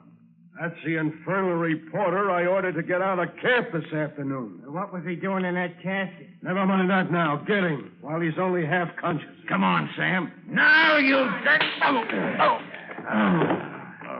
Good work, boys. That fixes Mr. Reporter. Tie his hands and feet with that rope. Okay, boy. You won't fight no more for a while now. Hey, look, Super. Here's a pair of handcuffs in his pocket and a couple of guns. Hey, what kind of reporter are you? Going around with handcuffs and guns in your pocket. You'll have to draw your own conclusions, Crosby. I've drawn them already. You're here to help Nick Carter. But by this time, Carter's where neither you nor anyone else is going to help him. He's loco. Plumb loco. Well, you never can be sure about Carter, Crosby. I can this time. And I can be sure of you, too. All right, put him back in the casket, boys. Put the cover on. Nail it down if you can't find the screws. Here's some nails. Come on, you. In you go. I got out the last time I was in here, Crosby. But you won't get out this time. Get the lid on, boys. That does it.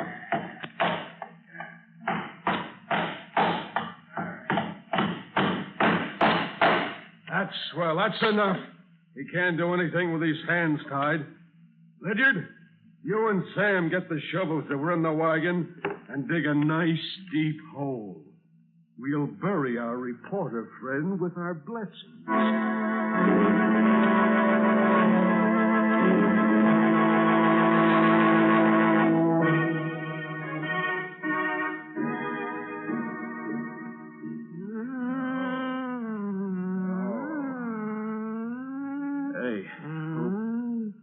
Who are you?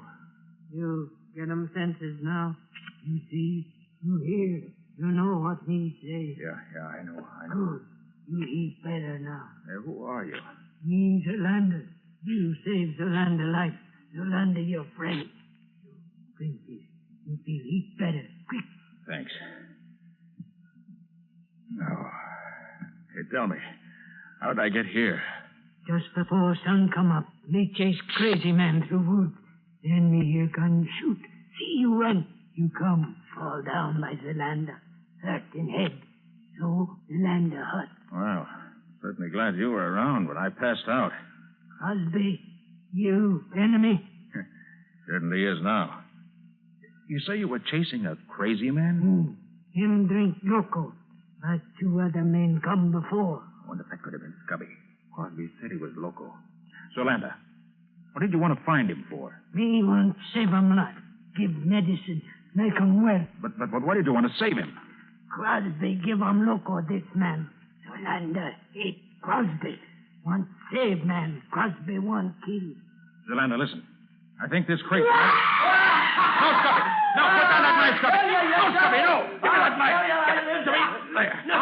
I hate to do this to you, but it's the quickest way, so... No. Quick, Zolander. Get me some rope. I'll tie his hands and feet while he's unconscious. Poor Scubby. Looks as if he'd been through the war. You rope. You tie. Thanks. Now. Drink it medicine. Make him all better from loco. There, Scubby. That should hold you now. Here, medicine. Make him well. There. Give him drink. Thanks. All right, Scubby, old boy. Come on, drink this. Come on, drink it. Come on. Devils and blood. Come on now. Come on. There you are. There. Come on, that.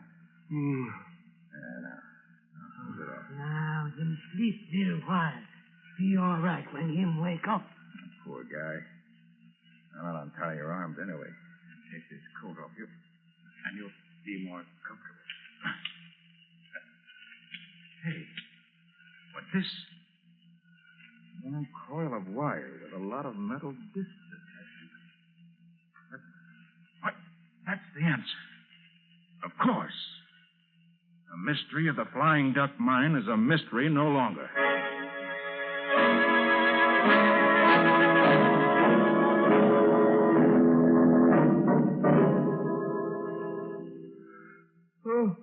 Well, Scubby, feeling better now that you've had some sleep? Yeah, I feel pretty good. Why? You don't remember what happened to you yesterday morning? Well, the last thing I recall is going to the water bucket and taking a long drink. Seemed as if the more I drank, the more I wanted. Well, that water bucket was loaded with local weed juice. What? Surprised you didn't notice it. Well, I'm surprised at myself now. But both the amalgamators, even Crosby himself, kept drinking. While pretending to from that same bucket. Well, they certainly had me fooled. Look, Scubby. You remember seeing these discs strung on this coil of wire? Well, yeah. Yeah, I recall seeing one of the amalgamators have it last night. Why, did I bring it here? You did. And it breaks the case wide open. Well, good for me, even if I didn't know it. Hey, tell me, Nick, what are those discs used for? Here, I'll show you. Yeah. Now watch. Now, you see? This stuff I'm scraping off is amalgam, a mixture of quicksilver and gold. The men who worked in the battery boxes in the mill, the amalgamators, hung these discs and a lot more like them in the battery boxes, right where they'd catch the best of the gold before it flowed over the other plates. They took out over half the gold that flowed into the boxes this way. So that's where all those thousands of dollars worth of gold disappeared to. Yes, Scubby. A very clever method of stealing the gold. Now, if we could only find out what Crosby and his gang do with the amalgam after they scrape it off their discs. You want catch, Crosby? Well, I'll say we do if we can. Hey, Nick, who is she? Oh, that's Zolanda. She saved my life. Oh, and yours, too, incidentally. Saved my life? How? Well, that local weed juice you drank is fatal. Well, Zolanda gave you an antidote for it. Oh, gosh, thanks, Zolanda. Gee, I'm sure much obliged. Crosby try kill me. Me fix him. The land they know all about Crosby. You come with me. Well, where are you taking us? Crosby got cave inside mountain where he hide stuff. Come, me show you.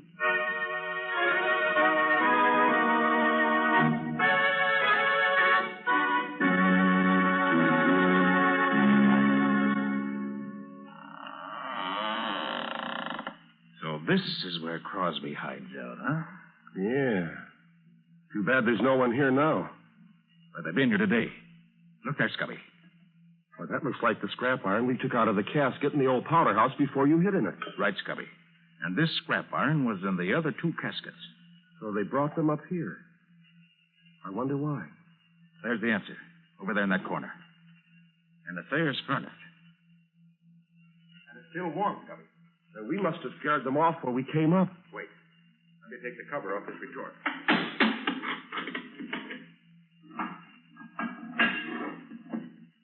Nick, is that gold in there? That's just what it is.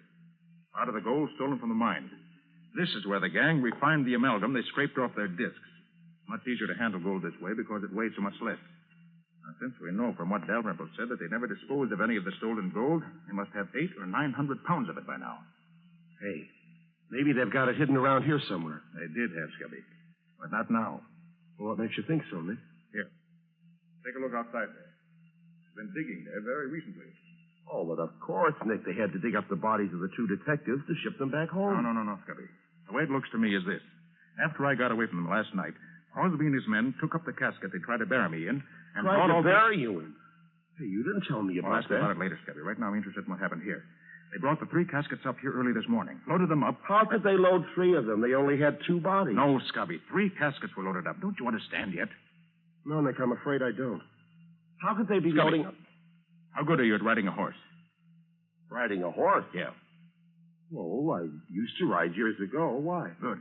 Zolanda, can you get us a couple of good fast horses right away? For you, me, get 2 good horses quick. Good. Come on, Scubby. Let's get the horses and ride to the railroad station before the eastbound train gets in.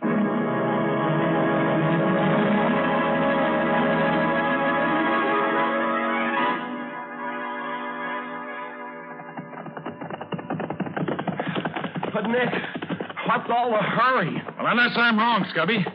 These 3 caskets are going east on the next train. We've got to get there in time to stop them. Oh, even Crosby himself would recognize us, these Indian costumes, the line to let us.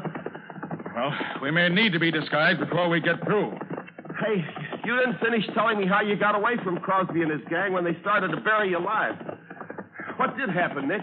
Well, they dug the hole, and they put the casket down in it. I tried to pry the lid loose, but my hands were tied behind me. I worked on them, and just as they started throwing the dirt back on top of the casket, I finally got my hands free and untied my feet.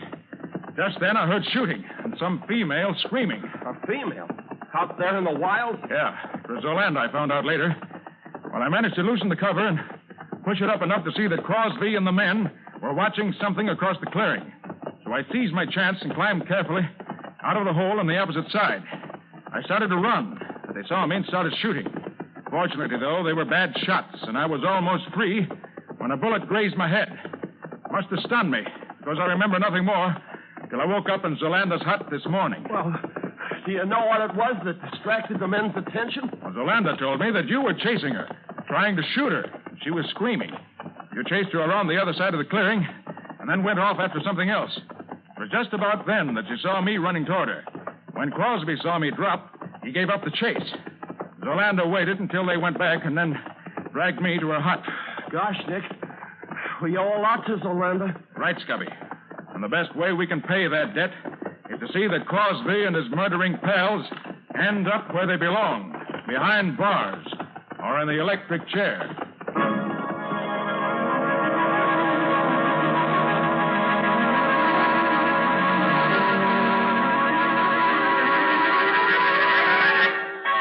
You understand, Patsy? Of course, Nick. You want the police chief to meet you at the station in 10 minutes, and you want Mr. Dalrymple and the president and treasurer of the mine to meet you in the chief's office in an hour. That's right. Now be sure you get them all. Don't worry, I'll take care of it.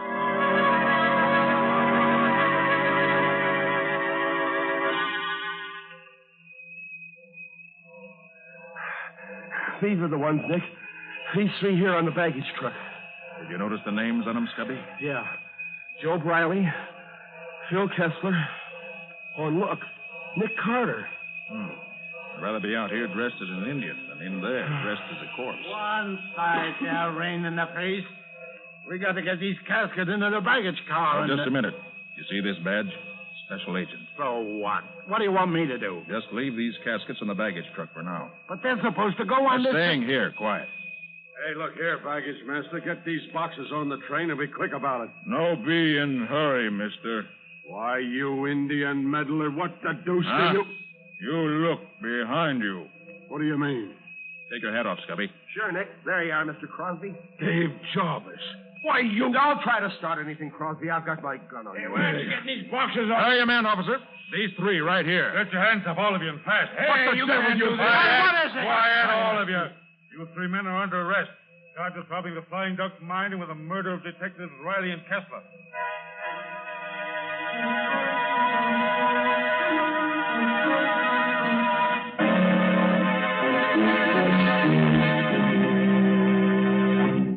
Now, Mr. Dalrymple, I asked you and the officials of the Flying Duck mine to meet me here in the office of the chief of police because I want to show you what's in the casket that Crosby was taking back east with him. Now, the first casket is supposed to contain the body of Phil Kessler.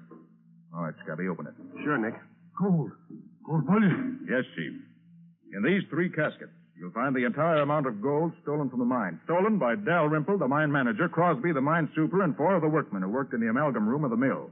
They stole the amalgam, refined it in their own furnace, and buried it in two holes in the ground, which was supposed to be the graves of the two dead detectives. Mr. Carter, that much gold would make the caskets pretty heavy. Wouldn't that extra weight be noticed? No, Chief. Because when you ship a body by train, the casket has to be lead-lined and hermetically sealed. That means it weighs much more than the usual casket.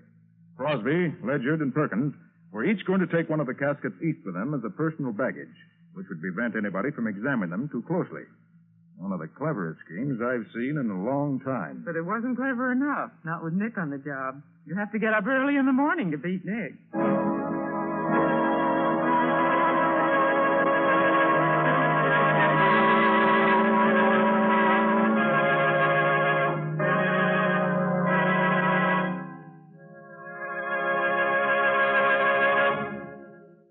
This was another strange experience of Nick Carter, master detective, called the Flying Duck Murders or Nick Carter and the Gold Thieves. One of old-time radio's longest-running and most popular programs, CBS Mystery Theater, is up next. Mystery Theater.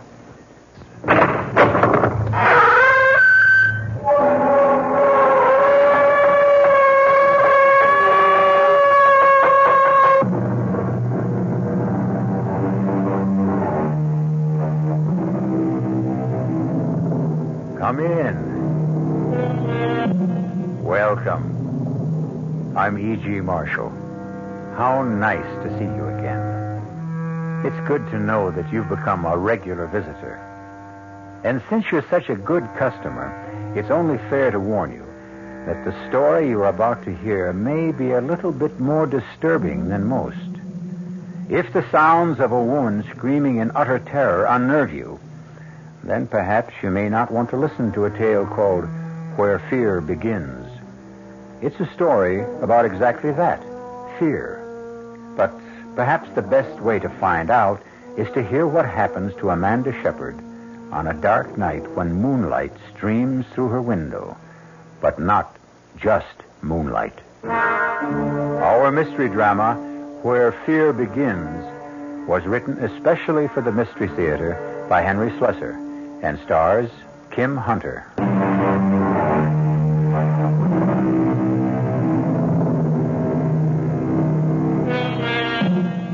The night is still and peaceful in the small town known as Manassas Valley. Most nights are peaceful here. And one person who enjoys that stillness is Miss Amanda Shepard. The big city is only 50 miles away, but for Amanda, it might as well be 50,000. But there are many ways to shorten distances. And tonight, something is going to happen that will destroy the peace and stillness of Amanda Shepard's life.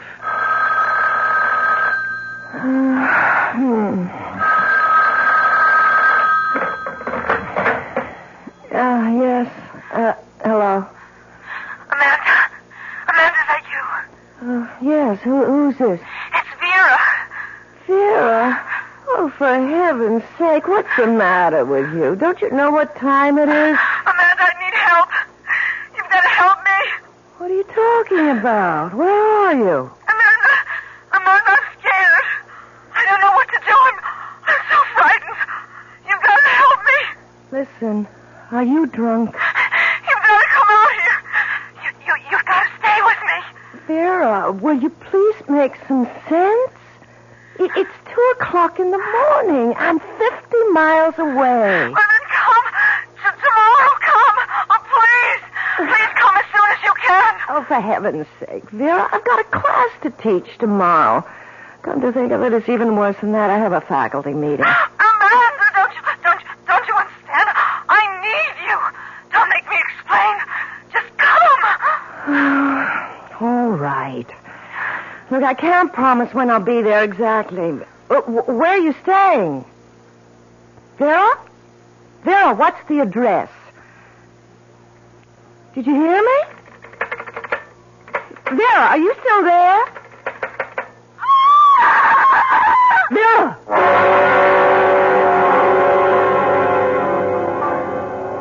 Excuse me.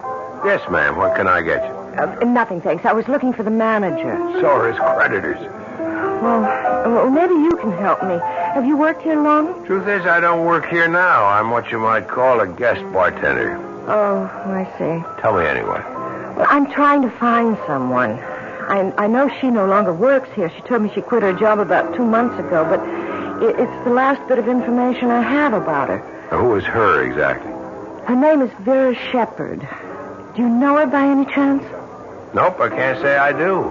Well, she called me last night and sounded as if she was in trouble. I'm almost tempted to call the police, but knowing Vera could just be some of her melodramatics. Well, thank you anyway. It's okay. Hey, wait a minute. Yes? This Vera Shepard, is she blonde, pretty, about your height? Yes. There's a girl I met in an encounter group last month. Her last name was Shepard, but her first name was Roxanne. Roxanne? Well, that could be her. She always hated the name Vera. She was always threatening to change it. Look, have you any idea where she might be living? Sure. She lives with me. What? In the same rooming house. Upstairs. In indescribable squalor, I might add. What's a nice lady like you doing with a friend like Roxy? She's my sister. Ouch. Well, excuse me. I think I'll go see if I can pry my foot out of my mouth. Wait a minute. Where's this squalid rooming house of yours? Number 9 Hudson Street, near the river. If you see a bum sleeping in the doorway, that's the place. Hey, you weren't thinking of going there now. Of course. It's not a good idea. Now, you can't go into a neighborhood like that looking the way you do. What's wrong with the way I look? Wait a minute. My friend Tony will be back here in 5 minutes to take over the bar. I'll go with you. Well, I'm sure I can find it alone. There's some pretty bad customers around there. Well, they don't look any better here. You can trust me. Underneath this dirty shirt beats a heart of pure soap. Well, all right.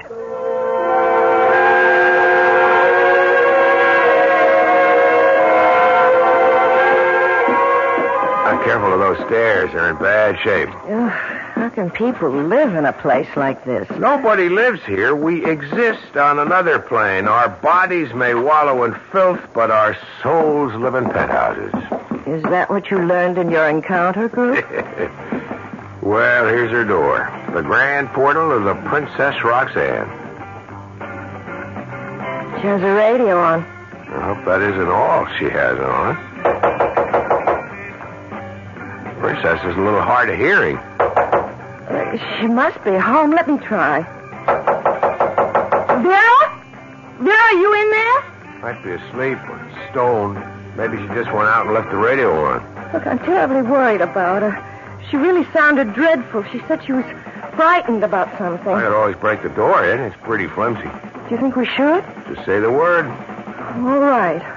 Please. That's the word. By the way, what did you say your name was? Amanda Shepard. My name is Kurt Davies. Pleased to meet you. There. That was easy. Come on in. Ooh, what an awful place. I told you, indescribable squalor. A beggar must be in here. Vera? Vera, it's me. It's Amanda. Oh, my... Vera! Oh, my God! What is it? Is she sick? Look at her. Look at her eyes. Easy, take it easy. I don't think she's breathing. She's dead. Oh, my God, my poor sister is dead.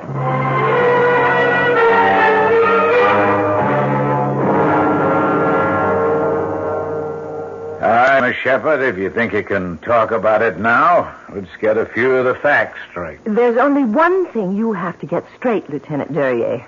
Somebody did this to my sister. Yeah, you told me. How long were you two separated? A little over a year. She left Manassas Valley about 14 months ago. Well, what for? Just to come to the big city? I suppose that was her reason. Any other reason you know about? Was there a man, for instance? There was a man, all right, but not what you're thinking. Vera had a fight with our father. Your father live in Manassas Valley? Yes, my sister and I never got along very well with him. The both of you? Yes, both of us. But then Vera had this fight with him, and she packed her bags and left. She had some idea of becoming an actress or a singer or something like that. And did she? No. I don't know what she became here. And when she called you last night, what did she say exactly? She just said she was scared. Scared out of her wits. And I heard this terrible scream.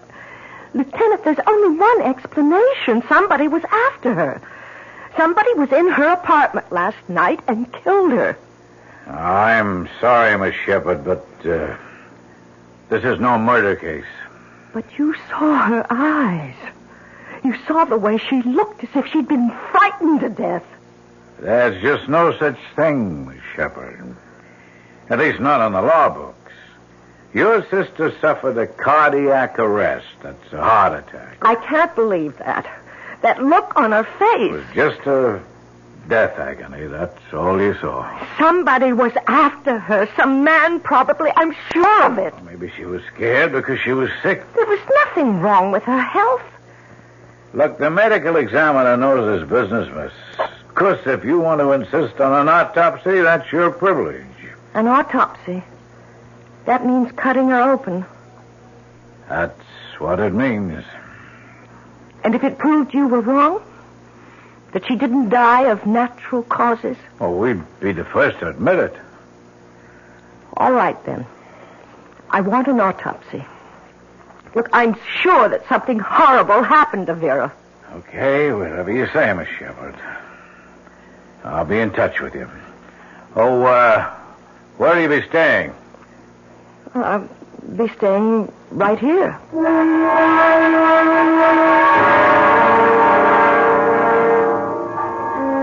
I just don't see how you can live in that place. Well, the rent's been paid until the end of the month. There's no reason I should stay anywhere else. I thought you had a job in Manassas Falls. Manassas Valley. And I do have a job. I teach school. I've already asked for a leave of absence. Look, I'm not leaving here until the police do something about this. You may have a long wait. It doesn't matter how long. I know something happened to my sister, and nobody seems to care. Listen, I'll be taking care of the bar for another couple of hours. Why don't I meet you later for a drink or something? No, I have to get home. I have to call my father, and I have to get some sleep. I'm so dreadfully tired. Okay, but if you need a friend, remember, I live 1 floor away. Yes, I'll remember.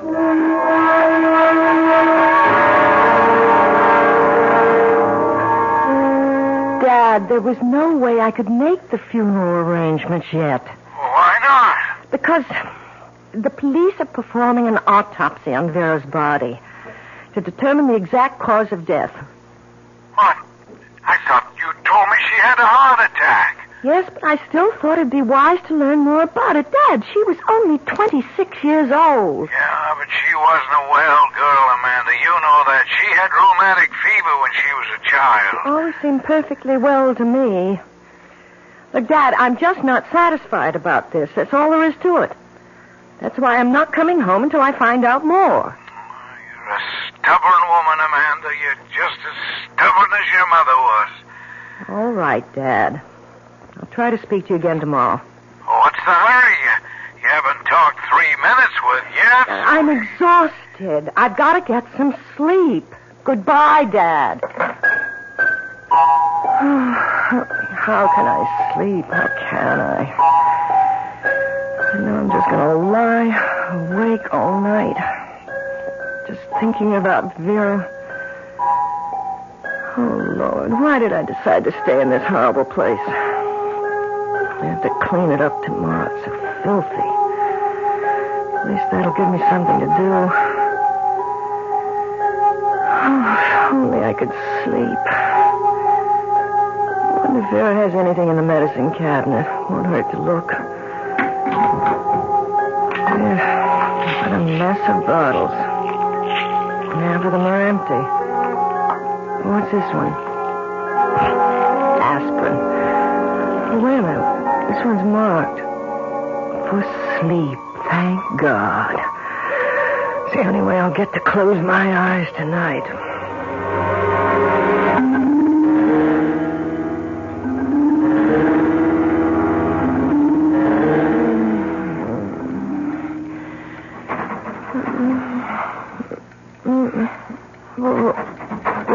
What is it? It sounds like someone at the door. At the front door. 1 minute. All right, I'm coming. If I can just find my slippers. Who is it? Oh, my God. Oh, my God, who's out there? Who is it? Who's out there? Go away! Go away! Whoever you are, go away! The door! The box is broken. It's coming in here! Oh, God, it's coming in! Ah! Oh, dear Lord, help me! Help me, somebody!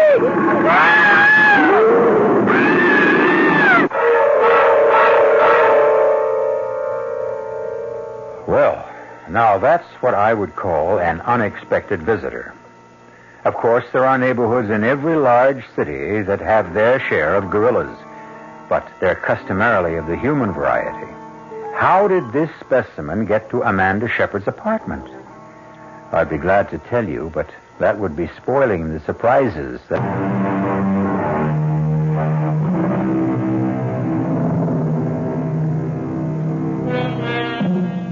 And now, here's the second act of Where Fear Begins. Well, it appears that no harm has come to our friend Amanda Shepard, unless you call a good case of hysteria harm. But now there's another visitor to the apartment, Kurt Davies, who quickly raced up the stairs when he heard her cries for help. I saw it. I saw it. So help me. I saw a gorilla.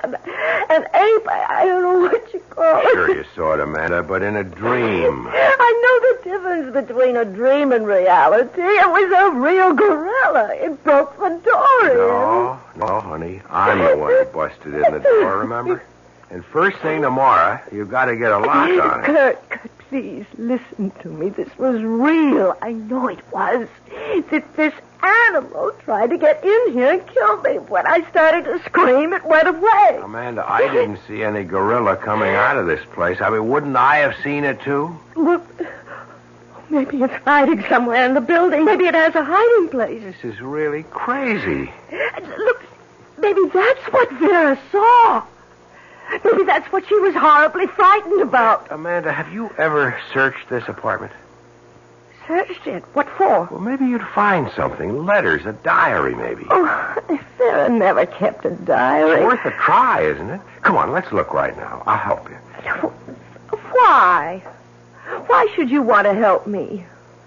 Why not? You don't really care what happened to my sister. You hardly knew her. Maybe I didn't want to know her. Why not? What's the point of knocking the dead? No, tell me, please. Why didn't you like Vera? I didn't like Roxanne because she called herself Roxanne when her name was Vera. I didn't like the way she spent her time looking for one kick after the other, even if it meant kicking somebody else in the teeth. Was she really like that? Look, it's late. Maybe you should go back to bed. We'll search the place another time. No. You're right. You know, I should have done this before. Yeah, I remember seeing something in the bedroom, as a matter of fact. See what? It looked like an address book. Wait, I'll get it. Maybe it is a diary. A record of all the kicks she got out of life. No, it's an address book. Not too many names in it. Let me see if I'm in it. No, guess I didn't make that much of an impression. Do you recognize anybody's name? Let's see. There's Tony's. That's the place where I work. I thought you were only a guest bartender. That's only temporary. Till my rich uncle in Argentina dies. That is, if I have a rich uncle. Wait a minute. What'd you find? Are you sure your sister was healthy? Well, my father doesn't agree, but I think she was, yes. I mean healthy in the head. Ever occur to you that the call she made to you that night was just, well, that she might have been wigging out? Oh, no. Look, I'm sure Vera wasn't crazy. Well, the reason I ask is she has Dr. Swaley's number in her book. Who? Dr. Raymond Swaley. I've heard of him. What kind of a doctor is he? I suppose you could call him a shrink, but I think he calls himself a psychologist. If your sister Vera was all that together, would she be seeing someone like that? I don't know. How would you like me to see Dr. Swaley and ask him?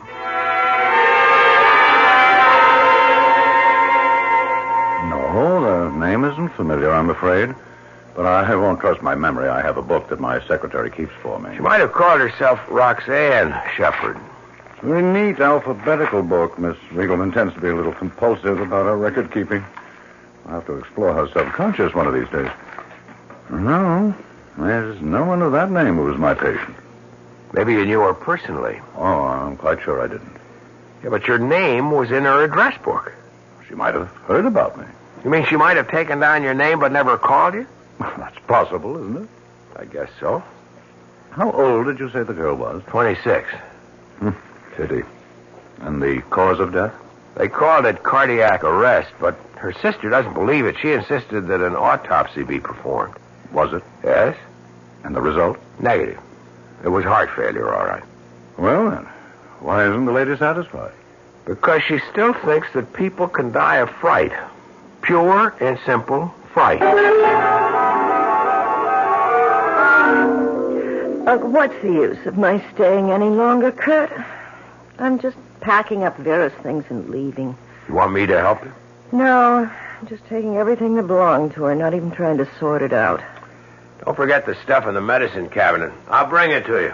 Most of the bottles are empty. So I see, but this one isn't. What's this, Amanda? Sleeping pills. I took one of them last night.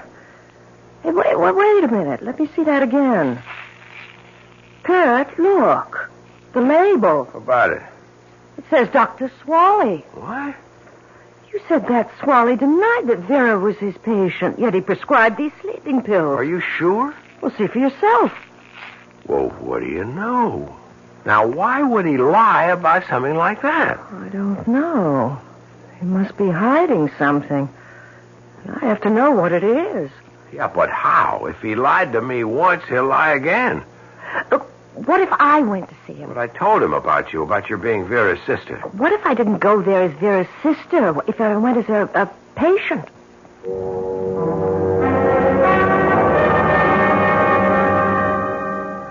I'm so miserable all the time, Doctor. So depressed and nervous. I don't want to wake up in the morning. I want to go right on sleeping, hibernating from the world. Do you think you can help me? Well, that all depends. How much do you know about my treatment? Well, not really very much. Just that I've heard you've been able to help people. But you must have also heard that my therapy isn't quite orthodox. Well, no, I guess I've never heard that. Oh, don't be alarmed. Basically, I'm a Freudian. I believe in the theory of the subconscious, but I look at it slightly differently. I call the subconscious the dungeon of the human mind, the place where we hide all our guilty fears. The conscious mind tries to forget their existence, but they cry out and rattle their chains and make our lives miserable. Do you understand? I think so. Personally, I believe that fear is the true enemy of mental health. What I try to do for my patients is eliminate fear. We're all afraid of something, aren't we? Right now, you look as if you're afraid of me. No, I'm really very interested. It's one thing to know what we fear. Insects, mice, grizzly bears, high places. But many of our fears are so buried in our minds that we forget their existence. Do you ever have nightmares, Miss Lewis? Yes. In fact, I had one just the other night. I dreamt that a gorilla tried to break into my apartment. It was, so terribly real. Are you especially afraid of gorillas? I've never even thought about them, not since I was... For heaven's sake. You were about to say, not since you were a child. Yes, when I was a child, only 4 years old. I'd forgotten all about it. But you remember now.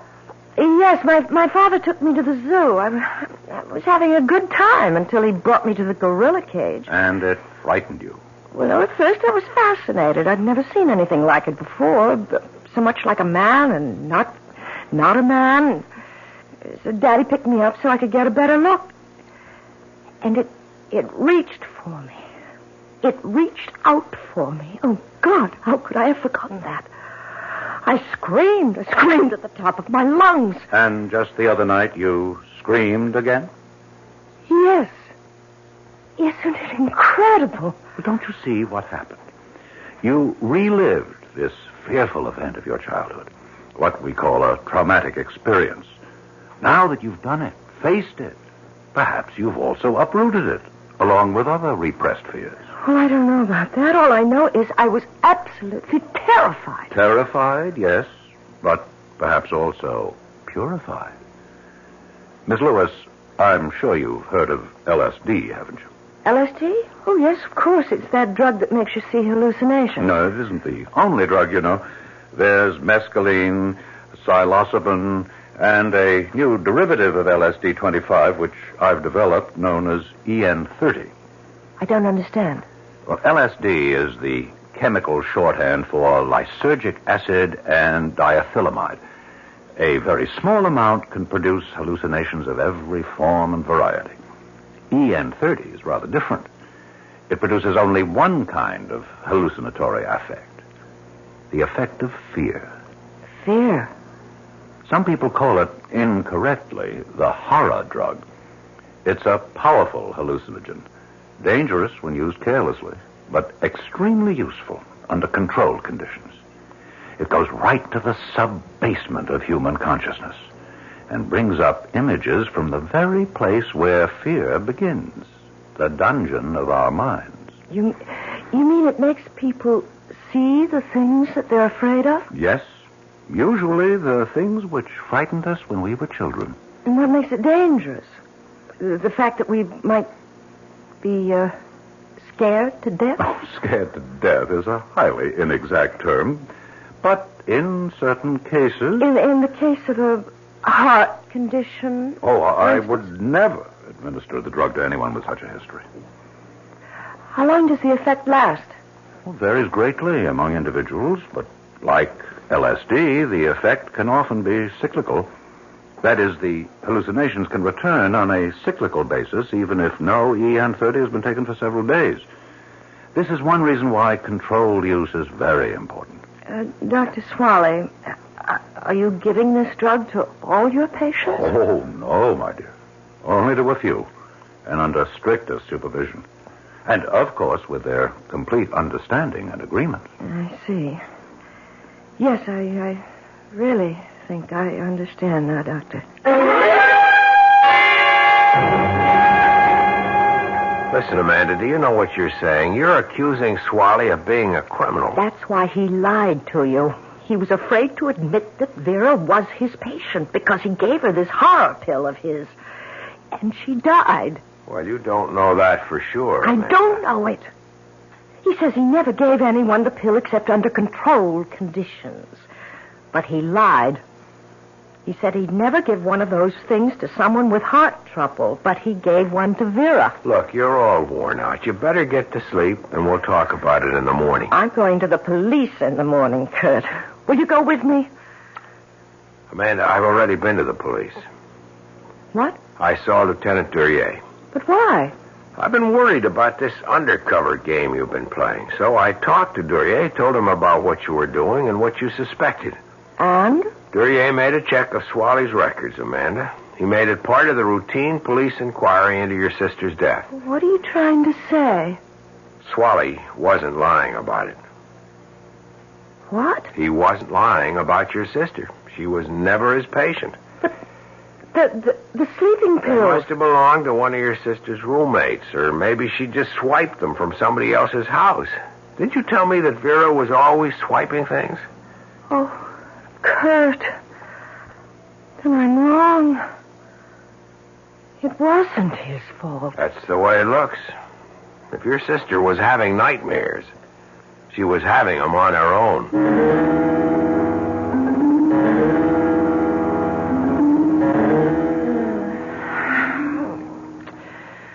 Oh, it's so warm in here. It's too warm to sleep. I've got to open that window or I'll suffocate. Oh, it's so hard to open. Oh, there. Whew, that should help a little. What was that? Oh, good Lord. Oh, good Lord, something flew in here. It's right in my room. Ah! It's not a bird, it's a bat! It's trying to get in my hair! Ah! It's in my hair! It's all tangled up in my hair!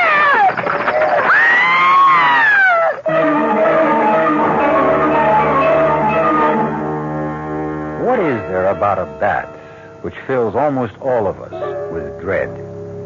Is it the cape-like wings, the rat-like face, the raking claws, the terrifying screech of their voices? Can anyone blame Amanda Shepard for the cry of horror she emits when that winged monster comes flapping into her room? Or was there really a bat? Was it only a creature of her imagination?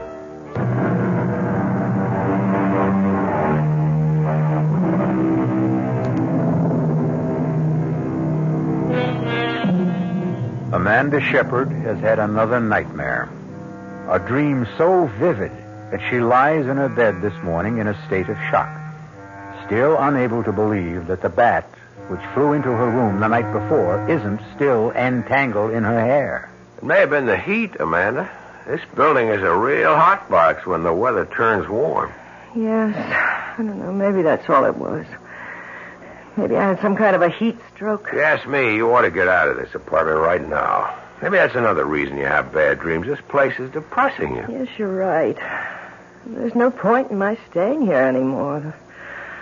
The police have proved that, haven't they? You just have to accept the truth. Your sister died because she died. And I guess that means I should go back. Doesn't mean you have to go back to Manassas Valley. Listen, have you ever thought of teaching right here in the city? We've got an awful lot of kids here who No, Kurt. No, it's time for me to go home.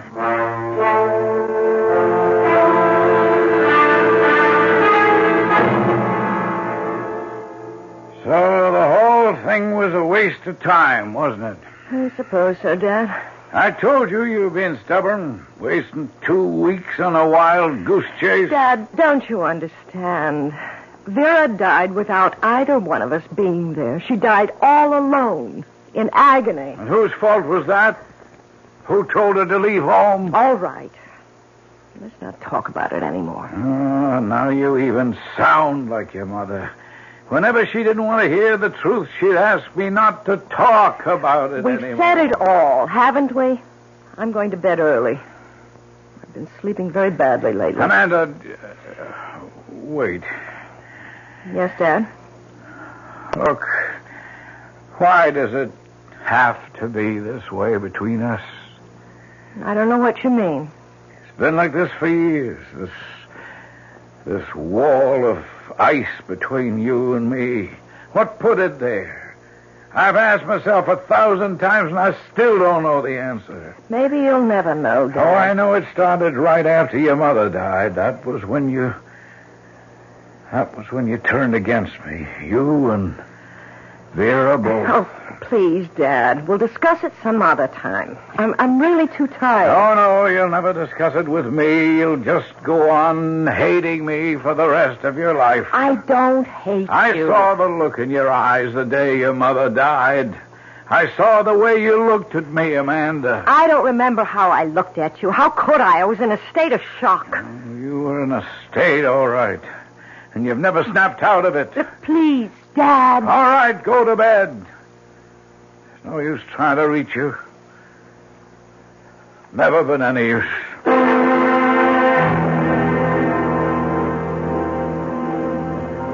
Hi, handsome. Hey, this is turning into a permanent job for you, isn't it? I guess I'm just a natural-born bartender, that's all. What can I get you tonight? Well, how about a Manhattan? Did you learn how to make one of those? I'll give it a try. Hey, how's your blonde friend these days? Which one? I know half a dozen blondes. You know the one I mean. The one who looks like a school teacher. She is a school teacher. No kidding.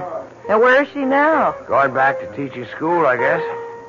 Hey, you really liked her, didn't you? That's what I heard around. I liked her. But she's strictly a small-town girl. Is it true that she was Roxy's sister? Tried. It's hard to believe, isn't it? That Roxy Shepherd would have a sister like that. Hey, did you know that I was her last roommate? What? That's right. I paid half the rent on that filthy tad of hers. I couldn't stand her more than 1 week. She was stoned all the time, you know. Yeah, I figured she hit the stuff pretty hard. That girl would take anything, as long as there was a kick in it. She even went to some doctor just to get some kind of pill he was handing out. What'd you say? She heard about some nutty kind of LSD that a shrink was using on his patient. She told me she was going to see him and get some... Hold it a second. Do you know the shrink's name? No. Was it Swally? Dr. Raymond Swally? Well, how should I know? Well, I've got to know. How many times do I have to tell you I never had a patient by that name? If you don't believe me, ask the police. All right, maybe you never had a patient named Shepherd, but maybe she didn't give you her right name, first or last. I'm quite sure you're mistaken about this. I've only administered EN30 treatment to 4 patients. I can assure you this girl wasn't one of them. Dr. Swally, will you just look at this photograph? Oh, all right. Now, look, does she look at all familiar? Nope. I never treated her. Look carefully. It's a professional portrait. She thought she wanted to be an actress, and she's pretty heavily made up. Never saw this woman before. Well, I guess I'm wrong. All right, Doctor. Sorry I bothered you again. Wait. Just a minute. Something come to you? She does look familiar. She wasn't a patient, but I have seen her before. Where? Right here in my office. She came in without an appointment. That's why there was no record of her. She just sat outside and waited. And did you see her? Just for a few minutes. Just long enough to realize that she wasn't interested in therapy. All she wanted was the drug. EN30. I told her that I wouldn't accept her as a patient, that she wasn't nearly stable enough. I gave her a prescription for a mild sleeping compound, nothing else. But then... Then what? Well, I don't know this for certain. I could be mistaken about it. About what, Doctor? I always suspected that she might have been the one who stole those pills. Wait a minute. Are you saying that Vera Shepard stole some EN30 from you? I can't prove it. It wasn't until days later that I missed them. I remember stepping out of the room for a few minutes to take a call from a hysterical patient. Dr. Swally, Vera Shepard was a klepto. Her sister told me that she stole things all the time. If she stole those pills of yours... Good Lord. Can it really be? The dosage was so large, too large for safety. If she took them, anything might have happened. Something did happen. She had a nightmare, Doctor. She conjured up a nightmare so terrible that it killed her. Oh, I'm sorry. I didn't mean to hurt anyone. You know that wasn't my intention. Oh, wait a minute. You did say that you gave her a prescription for sleeping pills. Yes, I did. I doubt that she ever filled it. It was the EN30 she really wanted. Then what was in that bottle? What were the pills her sister took? Her sister? Dr. Swally, I've got to get to a telephone.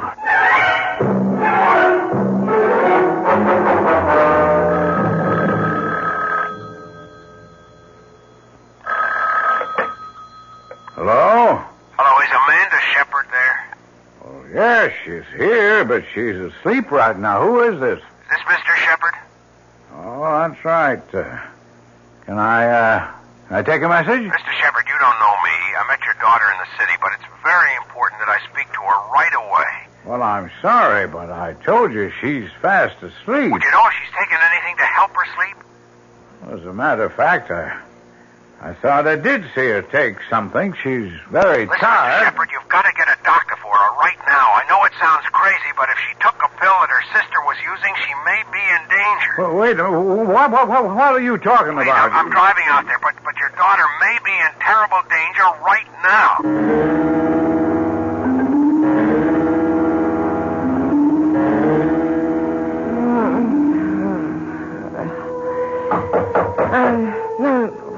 Who is it? Who's there? It's your father, Amanda. Let me in. Dad? The door's open. I can't open it, Amanda. You'll have to open it for me. Oh, all right.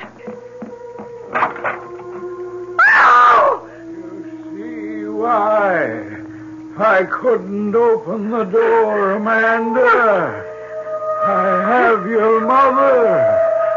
I have to hold your mother. Oh, God, she's bleeding.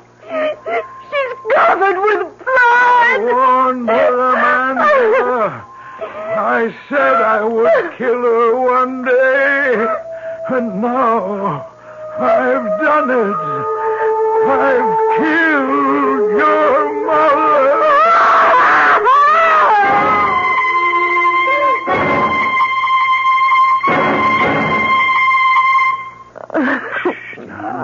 Now, it's all right, darling. It's all right, baby. It's okay now. Oh, my God. Oh, Daddy. It's just a dream, honey. Just a bad dream. Daddy, please hold me. Don't let me go. No, Amanda. No. I won't let you go.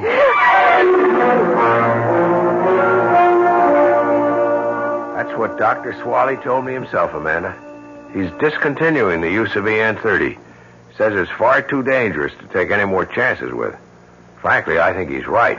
Kurt, Do you know what my sensation was? What? I saw my father walking into the bedroom, carrying my mother's dead body. Ouch, that must have been pretty grim. Well, the strange part is, it reminded me of something. Something I'd forgotten a long time ago. What was that? When I was a little girl, I used to hear my father and mother arguing downstairs. Fighting with each other night after night.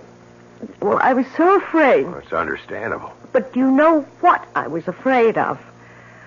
I was afraid that my father was going to kill my mother. That's an awful thought. Well, it wasn't true, of course, but it was a fear that stayed with me all this time.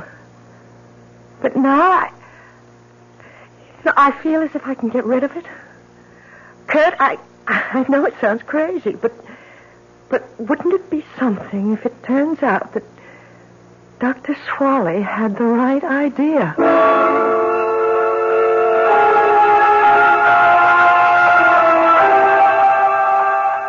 Well, personally, I don't think I would care very much for that kind of shock treatment. In fact, I think I'd rather have my neurosis and gorillas, bats, and so forth in my house. But to each his own, huh? Our cast included Kim Hunter, Mason Adams, Alan Hewitt, Ian Martin, and Phoebe Doran.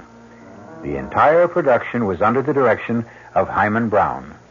This is E.G. Marshall inviting you to return to our Mystery Theater for another adventure in the macabre. Until next time, pleasant dreams.